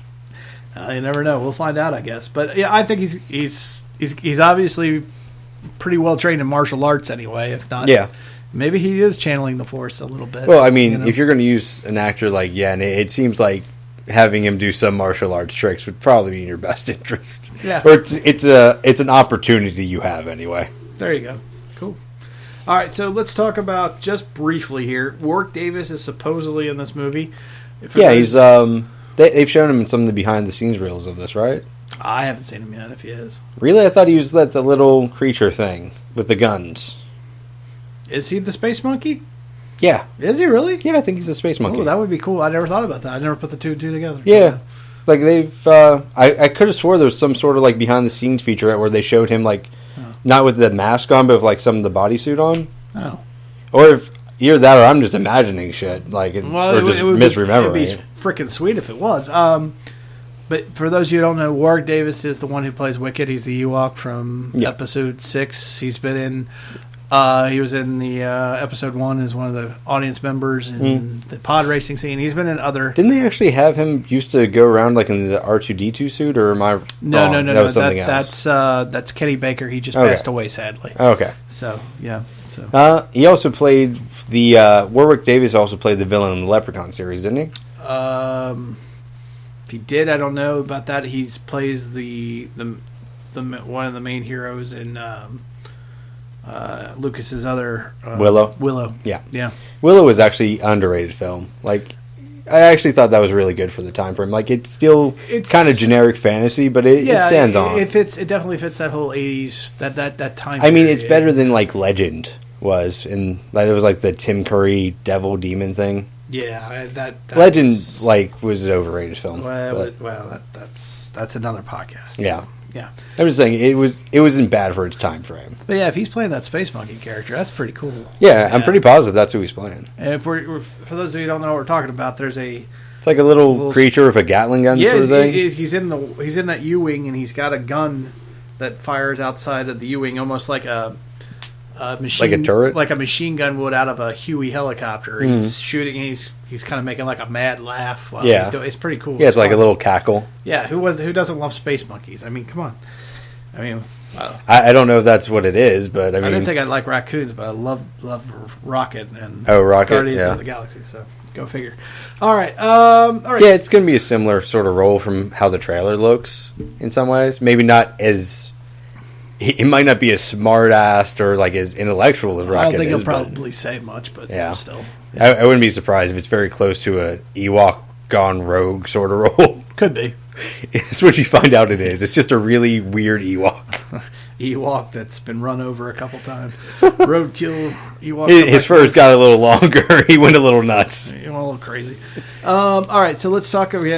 Briefly, we've already talked about him quite a bit. We'll just go again. Jimmy Smits reprises his role from the prequels as Bail Organa. Mm-hmm. He's also been in Star Wars Rebels, so we've seen him there as well. Again, he's the one who takes Leia at the end of Revenge of the Sith. He is the leader of Alderaan. He's the husband of Queen Brea Organa, which is obviously, again, she's the Queen of Alderaan. So he's kind of just like, and he's also. Did we ever see Brea or her that heavily in any of the Clone Wars? Because I don't quite remember her. No, she's only seen, as far as I know, in the very end of Revenge of the Sith. You see her take Leia and hold her.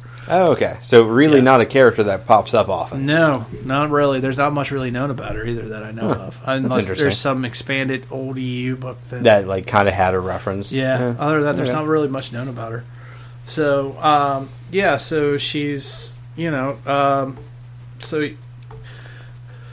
along with his wife, an adoptive parent of Leia, obviously secretly kept away from Darth Vader, aka Anakin Skywalker.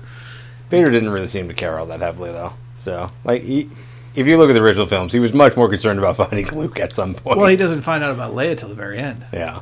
Until he's battling Luke in Jedi. And then he realizes, you have a sister. You have a twin sister.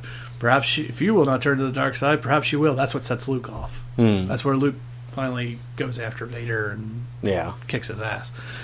And kind of really turns to the dark side for about 2 seconds, really. Kind of. So again, we know we've kind of talked about him a little bit. So that's who he is. He's a leader, obviously, of the rebellion. He has ties with Leia. He's Leia's adoptive father. So I think we'll see him again and more. I don't know how much they'll show in Rogue One. Hopefully they'll show a little bit more of him in the rebellion and how he interacts and what kind of prominent role he has, other than being rather than just being a senator, rather than being a secret rebel inside the Imperial. It's kind of hard to say with some of these characters to what extent they'll actually be popping up, or to what extent we'll be focusing on the main crew. Yeah. So it'll be interesting to see how it turns out. Yeah, we'll see. So, all right, so let's move on to Lyra Urso. Now, this is the wife of Glenn Urso and mother to Jyn Urso. So I don't think she's going to be in this movie a whole lot, other than maybe at the beginning. Yeah, I'm like thinking as she you deal with probably- the one father's like abduction sort of thing. Yeah, I'm pretty sure she probably bites it probably early in the movie. I would think. I don't know. Oh, really? You think like it's her father gets abducted, her mother gets killed sort of thing? Yeah, that's what I'm thinking. Either that, or the Empire is holding her as well to get him to play along. Yeah, I could see that. It's one or the other. Yeah, I could actually see that one more. Like, we have your family hostage. Yeah, sort of thing. You will do what we say, or else, you know. I actually think, though, she probably bites it in the beginning, and that in order to protect his daughter, he's playing along to keep her hidden from the Empire, kind of thing. That's maybe just a thought. Yeah, so. it could really go either way. I mean, to be honest, in terms of like how much screen time she'll probably get, it probably be about the same either way. Yeah, I as much as I would probably like to know more about her, there's actually a book out there before they came out with it's called Catalyst. It's about leading up to Rogueone, which I want to read. Oh, okay. So I imagine she's probably in there a little bit more. Yeah, you know? I would assume, but yeah. It depends on what aspects of it focuses on. Yeah, so you know, kind of probably won't play a huge role, but we'll play probably a huge role in the story as far as how Jin develops and you know, that whole mentality of not really having parents, really kind of like Luke. Kind of. I mean, you know. It's a little different though, because Luke kind of grew up in a foster situation where clearly she had parents up until like the beginning of the film. Yeah, and they're taken away. So it's a little bit different. It'd be interesting to see how she survives, actually. So see who takes her under her wing and all that. So we'll find out. All right, so let's talk real quick about Jonathan Aris plays Senator Jabal. Don't know much about this character, and apparently it sounds like a minor role to me. But he is listed in the IMDb database, so I put him in here. They're saying he's a human male who served the Imperial Senate as a senator. He's a member of the Rebel Alliance, and he's present at the meeting held at the Great Temple on Yavin. So, all right. So, are we going to see that meeting in the Great Temple of Yavin in the film? Yeah, because we've already seen it. That's where they're all huddled around looking at the death, like the picture of the death, the holographic picture of the Death Star. Yeah. Okay. So that's where she does her big speech. Rebellions are built on hope. Blah blah blah, etc. Isn't that the temple we think actually gets blown up here?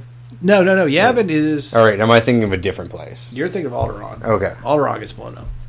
The home of Leia's parents gets. No. I mean the trailer when they test fire the. That's where the ruins are. That's probably. Or is that different? I'm thinking that's Jeddah. I don't know for sure. That's just a theory. Okay, I'm confusing Yavin and possibly Jeddah. Then don't quote me on that. That's just a guess at this point. Okay, but yeah. So I don't know if there's much about this guy other than maybe he serves part of the greater story. I'm kind of at a loss on this one. I think he might just be a minor background character. It's possible. I mean, it's... Maybe he serves as a double agent. Either that or maybe he has a couple minor roles or a couple minor lines and he just pops up in the credits. Maybe. You know, hopefully he does a good job. Or maybe... I don't know. Maybe he works with Bail. I'm not sure. So... All right, let's talk about General Draven, played by Alistair Petrie. So Petrie, yeah. That's my best guess. That's fine. I'm not going to correct you on it. I don't know what it is. Yeah, General Draven. He's a general in the Alliance. During he was apparently a general in the Alliance, the Republic, during the Galactic Civil War. He's again, we see him on Yavin. All right, so is this another character we're expecting not necessarily show up too often, or just be more of a... He sounds like he was in the Clone Wars to me, because it says in the Alliance to restore the Republic during the Galactic... Oh, no, maybe not. I take that back. That's actually he's talking about... Well, they say Galactic Civil War. I guess that would be the war against the Empire. Anyway, not to dig into this. This guy I don't know much about either, honestly. I don't know. The name Draven sounds familiar to me, but I can't really place him anywhere in the movies. Yeah, but Draven's also kind of one of those sci-fi sounding names. Yeah, that's very true. Where it's like, it's easy to pronounce, but it's a little unique. like enough to where it sounds interesting. Right. So, I don't think he may not deal too much in the Grand Star thing. So let's get back to one of the main members of the Rogue One here, and that's Blaze Mulbus. Now, this is the bigger Asian-looking dude. He's the one that seems to have all the... He's like their weapons specialist. Oh, okay. The Grenader, sort of. He's actually played by Wen Jiang, who doesn't really speak a whole lot of English, and I won't give away what he gave away at Star Wars Celebration, but he dropped... Oh, what was he interviewing? Yeah, he dropped a big bomb about what happens, and I'm not going to repeat it because it is kind of a big bomb about the story. Why, does it kind of ruin like the story for you It might for some people. Okay. But yeah, he obviously, and everybody just kind of looked at him and went, "What the hell did you just say?" And he was like, "What? Were we not supposed to say that?" What do you mean? But yeah, anyway, so... What do you mean we all die in the end? Why is that a big deal? Everyone knew that was happening, right? So he plays Baze Mulbus. So yeah, he's kind of their muscle. He's kind of for those of you who watched Rebels, he's kind of the Zeb, I guess. He's also a weapons specialist. It looks like he's... If you want to blow shit up, that's your guy. This is your guy. He's the one that says, in the trailer, he's like, now I fight the Empire, and he's the one shooting the major laser cannons, and he's the one that shoots the bazooka at the AT-AT Walker's head. Yeah, it's the same one. So, right. So that's who we're talking about here. He's just... I don't know there's going to be much about him other than, from what I've read, he doesn't really believe in the Force. So he's friends with Chirrut Imwe, aka Donnie Yen's character, but he's not. Okay, so they don't believe the same philosophy. I guess, in life. I mean, they're all in a similar team. I imagine they kind of get along without necessarily having the same worldview. I would say maybe they're brothers. Maybe even I'm not sure. They could be. I don't know. Really? They could be. I mean, there's nothing to really suggest that so far. There's nothing to suggest that, but, or that they're really good friends or something, or from the same neighborhood or something. Who knows? I don't know. Maybe they seem to have a history. Do they? Like, I haven't picked anything up like that in the trailers. Yeah, because when he's fighting the stormtroopers, he also comes in and shoots a bunch of the stormtroopers, and Donnie Yen turns to him and goes, "You could have shot me," because he shoots all around him. Yeah. Yeah, so... I don't know. I mean, that could just mean they got along on the same team, though. I mean, It could. So, I don't know. We'll see. Maybe a little subplot may develop, so... Okay. We'll see. All right, so that's pretty much the major players in Rogue One and a few minor ones that we threw in for the heck of it. A couple ones where we don't really know. Yeah, we're not too sure. So, let's move into the last section of our podcast, and that's just going to be some quick... just some quick questions, and we'll talk about them real quick here, as quickly as we can. All right. So, for one last time, let's talk about, obviously, reshoots were done here. They were ordered by Disney. Will this have any effect on the movie, Aaron? What do you think? I mean, I'm sure it does. I mean, it's hard to say to what extent. I mean, I'm not expecting anything like with Suicide Squad where, like, you see certain scenes like, that's a part of the reshoot, that's part of the reshoot. That definitely was. Right. Like, I imagine it's going to be a bit more seamless in that regard. Like, there might have been a minor tonal shift, because that does sound like something Disney had a concern with, because I guess it started leaning a little dark for them. Yeah, that's the impression that I'm getting as time goes on, people start leaking more and more information, and the more it's the internet age, and as everything's advancing, like it's hard to keep a secret nowadays. And the more you read, the more you can kind of start to piece things together. And yeah, it sounds like the director Gareth Edwards really shot this thing as a war movie. And to be honest, if you look at the original trailer, that's how it looks. It looks. And to be honest, I'm not even against that. No. Let's have a war movie. No, I'm all about put a war in Star Wars. Absolutely. Are you kidding? Let's add the war to Star Wars. Heck yeah. Go Saving Private Ryan with it. Go darker. I'm fine with that. But, but again, Disney... Star Wars is still... I don't know. Maybe they were just trying to avoid an R rating. It could be. At the end of the day, though, Star Wars is still... a kid's movie at the end of the day. I mean, depending on how much they release, like on a DVD or Blu-ray sort of thing, it'd be interesting to see, like, if there were cuts that got made, like if there was, like, any scenes that's like, oh, that's the one that went too dark. Yeah, the problem with that, though, even releasing, unless they find a way to put in a code or something to unlock really dark content, I don't know if Disney would even let that out of the bag, really. I don't know. Like, it's one of those things, like, as many, like if there's a dark interrogation scene or something, if you look at like how many special editions Lucas released of DVDs and I know. stuff like that, I wouldn't be Disney's surprised if it following pops that, up somewhere along the line. I would love to see it. Don't get me wrong. I'm all about adult Star Wars content, but again, well, I mean, yeah, one of the things you're hoping for is what the like the crime show for like Netflix or something like that, or like HBO. oh yeah, like, Star Wars Underworld. Yeah, I would love to see that. Honestly, but sounds like we're getting in a Han Solo movie now to me, though. Yeah. Now that I'm hearing more about that, I'm starting to hear more about that now. Well, yeah, I mean, they're casting now, so. Yeah, and it kind of feels like it's going to be a heist movie to me, maybe. Maybe. Yeah, so. I mean, we'll see. it'd be a pretty easy way of going with that, especially if you wanted to introduce different genres into the Star Wars universe. And yeah, if you're going to do a Han Solo movie, why wouldn't you make it a heist movie? Yeah. You know what I mean? So, but that, again, tangent. But yeah, for me, I think that's exactly why they did it. I don't. If anything, I think it'll keep it wide enough. And I'm hoping that this is a Star Wars movie I can take my daughter to. We'll see. Yeah. I'm not taking her with me the first time just because I'm not sure. Well, yeah. I mean, as just a parent of a young child, that's probably Yeah. a good rule of thumb. Yeah, if she's. anything. She's. I mean, hell, you had some people that were ignoring warnings for like Deadpool and shit. Yeah, like that was just really stupid. Yeah. Well, there's yeah. lots of stupid people. Yeah, I know. So, okay, so being the first standalone movie, do you think it'll be radically different? What will it be like without the Star Wars opening crawl? It will not have an opening crawl.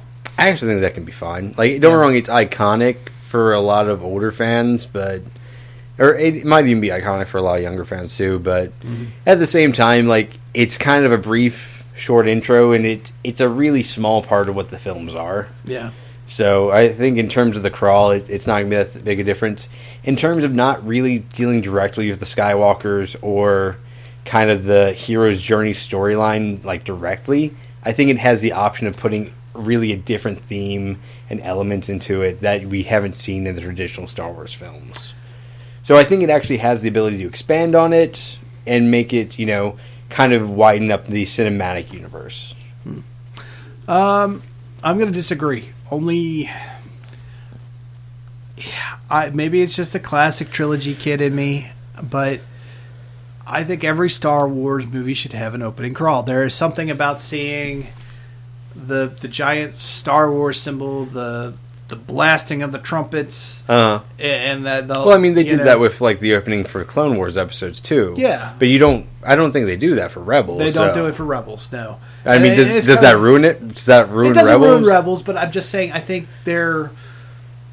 I'm glad, don't get me wrong, I'm glad if you're going to take a chance with a standalone. Don't do it with the episodics. Yeah. You do it with the episodics, you're going to piss a lot of people off. Oh, yeah. I'm not saying I'm mad, but I'm going to say I'm going to be a little disappointed, I think, just because it's going to be that first time. It's not going to be there. It's a Star Wars movie without the crawl for me is almost, it's kind of like, it's almost sacrilege, almost. Really? It might as well be the Ewok film at this point. No, I'm not saying it's that. I'm not saying it's a holiday special or hey, anything I like that. the Ewok film fine. Well, it was fine, but anyway. But yeah, it's not like, I don't know. It just wasn't. I don't know. I mean, like in Doctor Strange, we had a different like opening for Marvel, and like there's an adjustment. Like, oh, that's different. Okay. And honestly, to me, if any of the standalone movies needs a prologue, or not a prologue, this one's going to have a prologue apparently instead of an opening crawl. But if any of the movies need an opening crawl, it's me, because if the one thing Disney, for whatever reason, hasn't done so far is try to describe what we've done in this podcast. Where does this movie fall? Well, we're at the 2-hour mark doing this? Almost. We're at 142. But they have yet to explain where does this movie fall in the timeline. What Death Star is this? Blah, blah, blah. They have done none of that. I don't know. Maybe they're just hoping word of mouth gets it covered. I guess. I don't know. But to me, that... and maybe it's just me clamoring for an opening crawl. And hopefully the prologue... Well, maybe they just have like a narrator. Like, you just have a dude being like, right before, I don't want to hear C-3PO go, we're going to tell the story of how they got the plans to the first Death Star R2. Oh my, goodness gracious me. I don't It's weird how your C-3PO is almost Hindu at times, and then like really Midwestern at times. I don't know. Also, you clearly wouldn't use C-3PO for the introduction. But how else are you going to get somebody to tell the I just don't know how they're... I don't. We'll see. Maybe the prologue will make me happy. They have flashcards at the beginning. Yeah. It's like, this is where shit went really bad. Flashcard. It's just me. It's just me. I'm a classic trilogy kid, so... I don't know. I feel like if you're trying to take a different style to it and have it, more of a war film... Yeah. Not having the opening crawl to explain everything or how we've got to this point actually kind of makes sense. There's a certain confusion to warfare, and having that being integrated into the film slightly might work for it. Maybe. I don't know. Also, I think it allows for more creative options for standalones down the line. Yes, it does. And like I said, if you're going to take a chance... do it with a standalone. Don't do it with an episodic. But. You look at something like the young Han Solo film that they're doing down the line.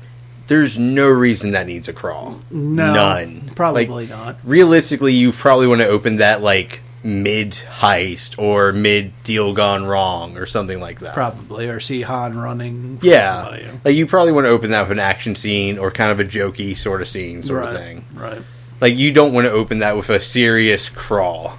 I don't know. Like I said, I think I'm just going to miss the fanfare. I really am. Yeah, it'll be back for episode 8. It'll be fine. We'll see. It'll be just... It better be. It's one of those things hey, this isn't like episode 7. This isn't like episode 4. This is a different take on the Star Wars universe. And you get to know that right from the beginning when it doesn't do that. I'll say I'm worried about episode 8, though, too, because episode 8 picks up exactly where 7 leaves off. Exactly. Oh, so there's really no need for a crawl. Well, I think what they're going to do is they're going to show that scene... between Luke and Rey, and then they'll go to the fanfare and the crawl. Yeah. Time has passed since that scene. But I think it's actually going to open differently for the first time ever. Maybe. And I think everybody else will be okay with it. I don't know if I will be, but we'll see. Yeah. But anyway, so... All right. Either that, or they just make it so short, it's just on Luke Skywalker's face for a brief second. And it's just just scares you, just briefly. No, I think they'll complete that scene. You'll hear Luke say something. Whether I'm your father or whatever, they'll say something. They'll complete that whole scene. Then, you don't think she'll just be like, "Hey, you awake? No, I don't think. Are you asleep and standing up? You're just staring silently." I think they'll complete the scene, and then you'll hear then it'll go to the Star Wars, and then the crawl. Oh, okay. So we'll see.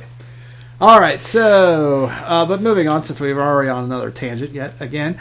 Next question: Will they create a clear connection between Revenge of the Sith and A New Hope through Rogue One? I'm not sure if they will or not, to be honest. Mm-hmm. Don't get me wrong. I could. It seems like it's going to lead into one, definitely, but how clear that connection will really be based on how well it's done. Yeah, I kind of agree. I think it's. I think it'll definitely connect to... It's obviously going to connect to A New Hope. Mm. I don't know if there'll be enough... Obviously, they're going to show bits of... There's going to be some sort of a prologue, which probably will take place shortly towards the end of the Clone Wars or shortly after the Clone Wars. Mm. So, I think it'll make that connection. Will we see Vader during that prologue? Probably not. Yeah. So, I don't think there'll be a big connection. Mm. There'll be a slight one. I think it'd be weird if that's actually the bit where Vader does show up.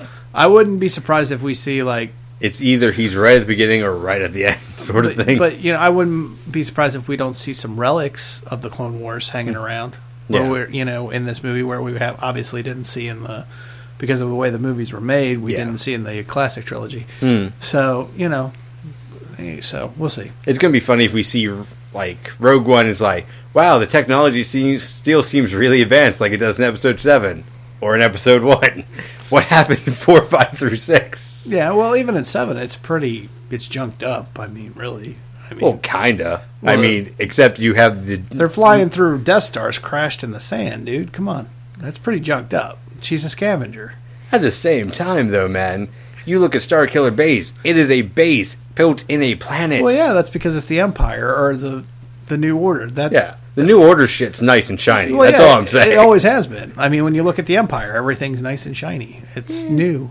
I'm just saying, you look at what the New Order has versus what the Empire had. New Order stuff looks way cooler. Well, yeah. A bit more, it's more heavy on the Nazi symbolism, but... Sure. Well, it's supposed to be. That's done intentionally to show them as being evil. Yeah. Yeah.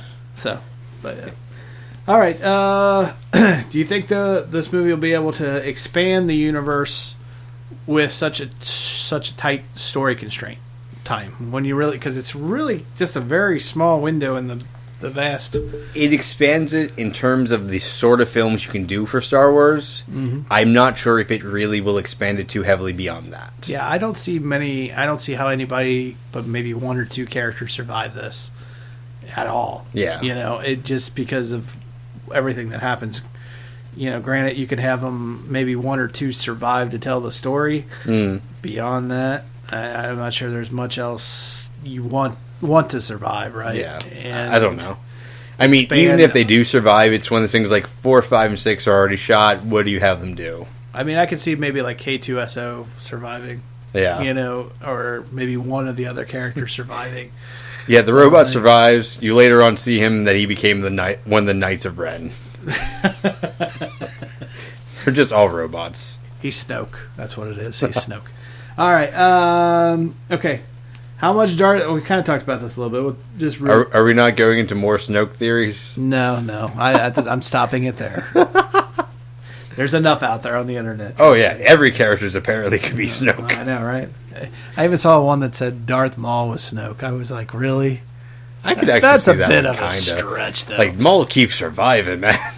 Just keeps on living. I don't see him living. Cut in half, survived. I don't see him killed over and over again. Yeah, I just don't. No. How much will Darth Vader be used, and will expand the story at all?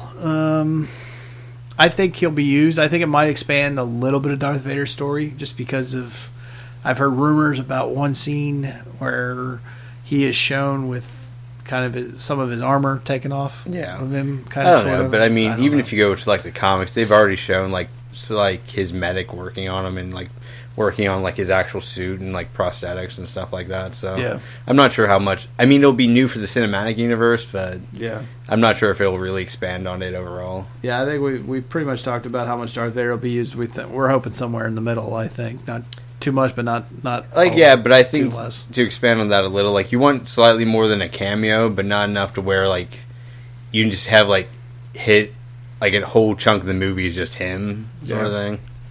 Do you think we'll get to see him maybe take on some rebels at some point, or do you think they'll save him? No, I don't think they'll use him. You don't think he'll pull out his lightsaber? No, to be honest, I think clearly he does go to like choke somebody at some point, but it's probably like one of his own crew or someone that's just incompetent, and yeah, you'll probably see him just yelling at people. So here's a question, because there's that one scene with what looks to be a Bacta tank. Yeah, that's probably him. You think that's him? Yeah. So do you think... I can't imagine any other character that's in that scenario, unless they're really expanding on what happens to Palpatine in between the Clone Wars to the new film. Well, I think there is a chance, and this is just one theory, because there is a battle scene on what looks to appear to be Jeddah. And in the background there are Imperial guards on the ground. They only show it for a brief second. So you don't think that's going to be something where the Imperial guards work with Vader, but with the Emperor himself? I think the Emperor himself may be on Jeddah at one point, and the rebels maybe try to attempt an attack on his life. Oh, okay. Like assassinate the Emperor sort of thing? Yeah, kind of an assassination attempt, and he survives, but he has to be in a... Because who else is going to kneel before the Bacta tank other than Darth Vader? Because they show a character in a cloak kneeling. I don't see the Emperor coming in and kneeling to Vader, unless it's an Inquisitor character that they haven't revealed yet. That'd actually be kind of interesting. But like, I don't expect an Inquisitor character, but like, if you technically had one in the background, like in the film that like plays a minor role here, I actually think that'd be kind of a cool reveal. Well, plus I think if Vader could still get damaged, and I think if Vader does get damaged, it would also explain why he goes from...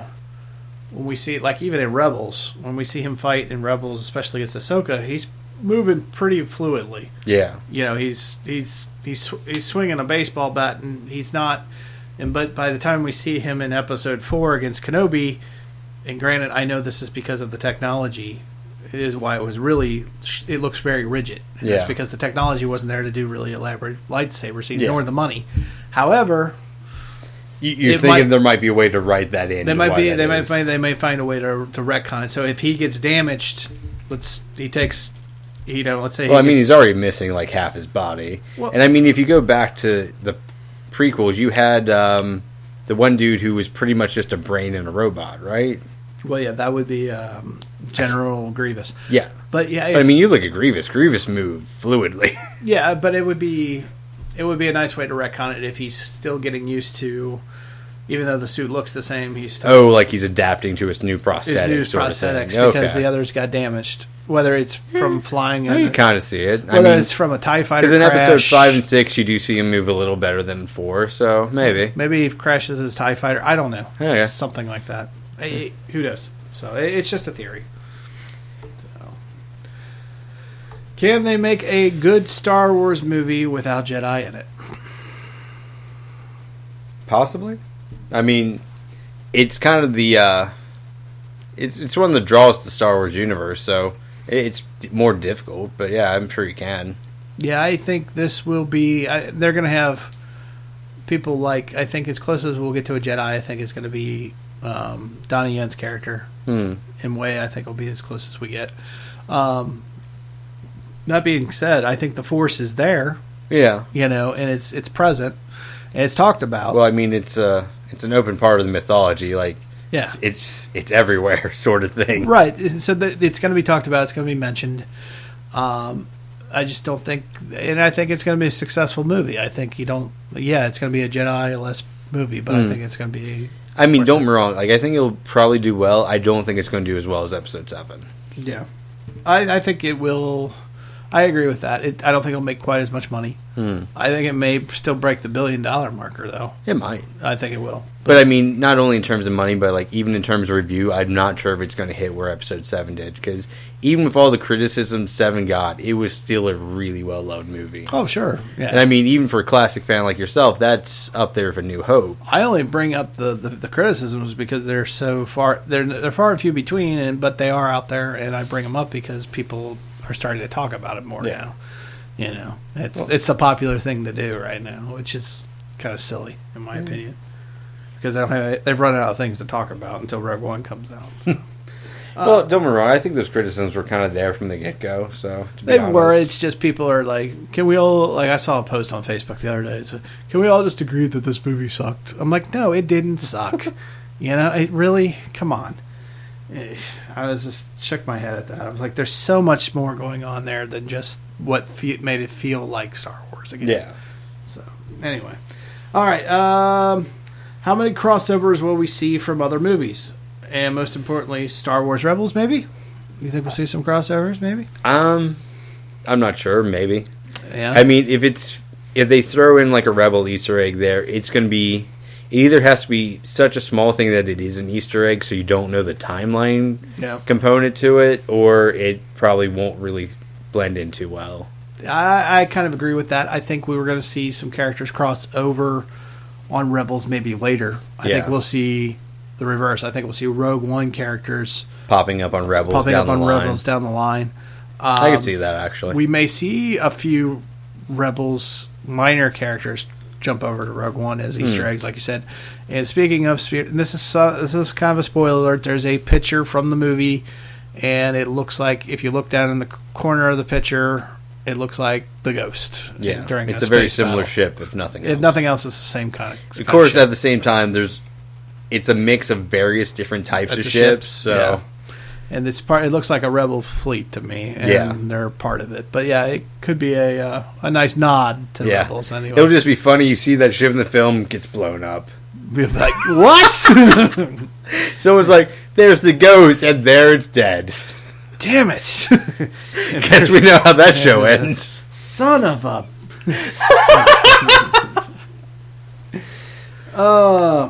All right. Goodbye, Zeb. And Zeb goes out in a blaze of glory. How will the inclusion of all the new class of stormtroopers be explained, and why aren't they seen in other movies? Because we do see Death Troopers. That's right. They're not in the original films at all. That's right. So we have the Death Troopers all in black. We have the Sand, which is weird because Sand you do have Troopers them in brown. Episode 7 with the New Order. Yeah, but they're not all black. No, you don't have all black ones, but you do have different sets of stormtroopers. Yeah, they do. They have the new and improved stormtrooper, and then there's the flamethrower stormtroopers. So you already in 7 you see some modifications. It's going to be weird in this one. You're like some modifications here, which goes back to the technology question again. It's like it's really weird how 4, 5, and 6 keep being like the technology goes worse. Like groups of stormtroopers just disappear. Now, my understanding, I've read a description of the Death Troopers. I know nothing about the Sand Troopers, but from the description I read of the Death Troopers is they are Darth Vader's elite guard, and if you see them, Darth Vader is never far behind.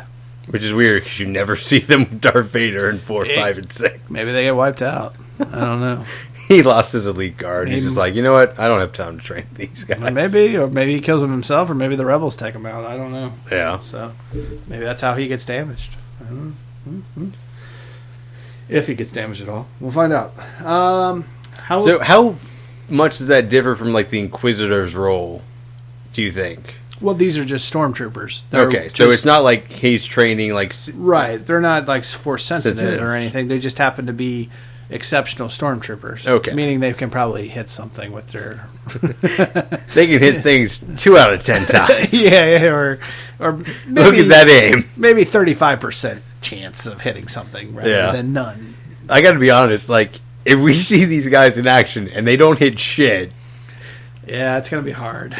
Then you know what? No, they weren't elite. Yeah, I want to see these guys with different kinds of weapons too. I'd like to see these guys armed with maybe melee weapons of some kind. That would be kind of cool. Oh, kind of like the thing we saw in 7 with the bayonet or alpha thing. Yeah, that would be kind of cool to see these guys because they're elite, right? Yeah. So why not make them trained and?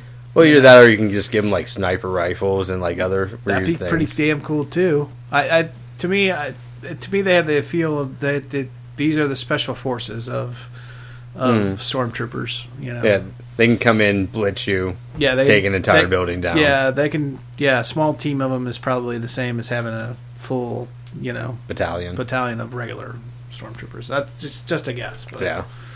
So. Well, it really seems like in the original films, the stormtroopers really take on a very similar role to the robots in the Clone Wars, where it's really just fire in front of you, hope you hit something. Well, yeah, and that's. I like how Rebels explains it when, what's his name? The clone trooper, Rex. When he wears the new stormtrooper armor, and he's like, I can't see a thing in this helmet. Yeah, and Luke says the same thing in Episode 4. So yeah. Maybe that's why. It's a poorly designed helmet, though. Well, it is. It's mass. Also, because even mass in production, right? In Rebels, we already make the argument that the stormtrooper armor isn't as good as the clone armor. Right, exactly. Even he says that. So it's very cheaply made. So. But really, being able to see seems like a prerequisite. Maybe, but if you've got a billion of them, who cares? Yeah. Send another battalion. Who cares? How much is that going to cost? Oh, screw that. No, they don't need rations this week. It's fine. It's fine. We'll just cut here. Got a little bit here and a little bit there. I'm just saying, for an industry or an empire that's focused very much on its military conquest, you think it would focus a little bit on its armor. It might. Just saying, like that's their bread and butter. All right, we're over 2 hours, so we got 2 questions left. Let's go. How will the end of the movie lead right into A New Hope? Your predictions, Aaron. Well, I mean, clearly they captured the Death Star plans, and I assume they have it sent out, and that leads to, this bit where Leia has it and is being chased, and right. Like, I wouldn't even really be that surprised if it actually starts showing like the small little clip at the beginning of A New Hope. That would be kind of cool. And that's where it ends on. Yeah, I think it's going to be similar. I think you'll see Leia get the plans. I think you'll see her board her rebel runner, and then I think what you'll see is her ship go into light speed, and then you'll see a Star Destroyer right behind her go into light speed. Yeah, that's probably how it'll end. Yeah, as they're heading for Tatooine, obviously. So that's just my guess. Final question. Will there be any connection to Episode 8 or the story of the sequel trilogy, do you think? Do you think there'll be any connections? If there is, I think it's going to be subtle. Mm-hmm. Like, I don't think you're going to have it kind of right there out in the open. Like, And here is Mr. Snoke. He will be escorting you today. Snoke and his Knights of Ren. Yeah. Yeah, I don't think it's going to be that out there in the open. This is General Snoke and his Knights of Ren, who will go off to such and such, and Yeah. we'll do this. And never be seen. Just Darth Vader's like, did Snoke ever come back from that place? Nope. No. Bastard. I sent them off to their doom. They'll never come back from that. Yeah. Yeah, I don't think you'll see anything like that. Like, so if you see anything that kind of builds up to 7 or 8, Yep. like, it's going to be a minor, like, technical thing. Like, that'd be my assumption. I'm in kind of the same boat as you. I don't think there's going to be a connection in any way between Jin and Rey. There's some wild theories going on around that. I don't think Jin is going to survive this at all. So yeah. All right. So, out of curiosity, what percentage of the film crew or the main crew do you expect to survive, if any? Survive? Yeah. Like I said, 1, maybe 2 tops, Okay. if that. Honestly, I've said that before about other characters in the past, like Ahsoka, and somehow they found a way to write her, keep her alive. Yeah. Well, Ahsoka was well liked enough that she got plot armor. That's true too. But still, yeah, I just don't. There will be no Rogue 2. Obviously, that Rogue 2 is Episode 4. Rogue 2. We capture the plans for the second Death Star. No. Takes place between Episode 5 and Episode 6. No. Second Death Star, the title of that will be Bothans. But yeah, I don't think it's going to be called Boffins. Like, I don't see a Star Wars film getting released being like, Star Wars Boffins. Why not? That'd be great. Get Bothan's breakfast cereal. I just don't see it, man. Like, it's too funny a name. Kill the Bothans yourself, and then eat them. All right. So yeah. I don't think it'll be a lot. I think it'll be pretty subtle, like you said. There might be some reference somehow that connects some way to something. I don't think it's so. Even if there's not anything there, we do realize there's going to be people that make that connection. Well, sure, yeah. There's going to be like the fan theories will run rampant. There'll be this. There was this random general that just happened to be standing in the background, and somehow he's related to Rey, and blah blah blah. Yeah. You know, that kind See of this guy? He wipes out an entire planet with his bare hands. Yeah. Except it was a very small planet, and it only had like 2 people on it. Yeah. And they were very small people. He destroyed a micro galaxy by sneezing. Yeah. So yeah. We'll see. So. All right, so we are well over 2 hours right now, and I think we have presented a very clear and in-depth synopsis for Rogue One and where Rogue One falls, and just overall a good way to get you prepared for Rogue One. And there's only one quick question: do we think we'll actually see like Jar Jar Binks pop up in this at all? No. Like, will we finally be able to see him get killed? Is what I'm asking. No. Okay. No. Just thought I'd ask. Yep, there's your answer.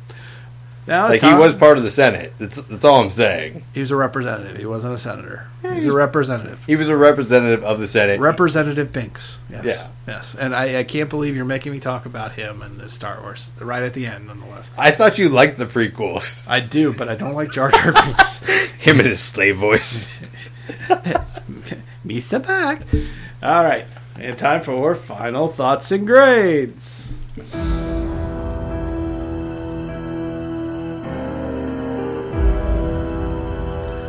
All right. Quick question: how are we grading this? Like, what are we grading? This is just a final thought on what we think Rogue One's going to be. Oh, okay. So go ahead, go with that. No, I just wanted to clarify. Okay.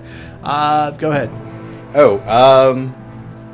I think this will be an interesting take on the Star Wars universe. It definitely presented in a different style, and I think, once again, going back to the point of making this more of a war film will definitely be an interesting twist on it. I actually think having some of those cinematic details changed out, like not having the opening scroll, will be an interesting thing, and it kind of sets the standards for the standalone films going forward. So I think Disney had to have put a lot of effort and money into this, especially because this is setting the standard. So it'll be interesting to see how it works out and how that plays out to the other standalones going forward. Yeah, I agree with that. I think as far as even when you take everything else out, the story and everything else, I think this is going to be, just from what I've seen in the shots from the trailer alone, and how Gareth Edwards shoots his movies, because he's one of those directors that always has the camera, and he's literally hands on. Yeah. Not only is it going to be probably one of the most visually stunning Star Wars movies, I think, compared to the rest of them ever, I think it's going to be very impactful. I think it's going to be the first real war movie. The war has finally come to Star Wars. Not that it wasn't before, but you always focused on the more the bigger story, individual aspects in some ways. Yeah, well, it was always about the Force or the family drama, and you're still going to have that, but this is going to be in your face. It's an aspect of the franchise that's never really been heavily emphasized outside of a scene here or there. Yeah, this is going to be very action-packed, very in your face. They're not going to pull many punches. Obviously, they pulled back a little bit with the reshoots. Yeah, well, it also seems like it's going to continue what 7 did with having kind of the merger of CGI and practical effects. And it seems like it's going to use that to pretty good effect here. I think so too. And again, like I said, this camera, I had it when we were doing our trailer reviews. I had the name of it, but this is the one Marvel's switching to with the next Guardians film, right? Yeah, I believe so. Yeah, it's very it's meant to capture certain colors a lot better. Oh yeah, it's crazy. It's a special 4K camera. They actually just came out with an 8K camera, believe it or not. Yeah. This is a 4K special camera, so it's just going to be very visually stunning. It's going to be in your face. I think it'll expand the Star Wars universe from that perspective. Story-wise, I think it'll add more depth. It'll connect more bits and pieces. It's going to still have the classic trilogy feel. It's obviously right up against the classic trilogy.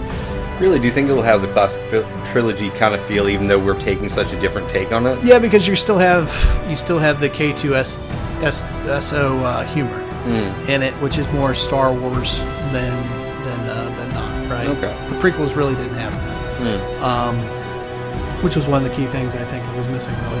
But you'll still have that humor. I think you'll still have the family drama. But the difference is the action is you're gonna be right up front for it. You're not gonna see it from a distance. You're not, it's not gonna be a trench going down a trench. You're gonna see people blown to pieces probably, and either that or it'll do that thing where they just all keep falling off ledges as they get shot. Well, there's that one scene we've already seen where they're running from a walker in the middle of the forest, and the thing is about. It's not moving like it is in Hoth. I mean, this thing's moving pretty good. Yeah. Its joints are all oiled up well, and it's almost, and they're trying to stay ahead of it and not get crushed or shot to death. Yeah, it gives it that kind of fun Jurassic Park feel, I'm sure. Very much. Yeah, kind of, yeah. So, it's going to be one heck of a ride, I think. If you like action movies and you're not even a Star Wars fan, I think you're going to like it. So, honestly. That's fair. So, all right. So that concludes our Rogue One podcast. Real briefly, where can you find 4 Midwest Guys? Just go to google.com, type in the number 4 Midwest Guys, especially if you like this podcast. And we do a variety of other podcasts. We do a Marvel DC Kings, which is all about the comic book TV shows as well as the movies. We have other podcasts that we do. We do a Star Wars Rebels. That's actually an episodic one as well. We go literally episode by episode and dissect the Rebels episodes as they're released for you and break it down for you as well. So there's just a ton of other stuff out there. We just did our Doctor Strange Revelations, which was just our reactions and thoughts on that. So we do a lot of other different kinds of podcasts. I want to do a lot of the Netflix stuff.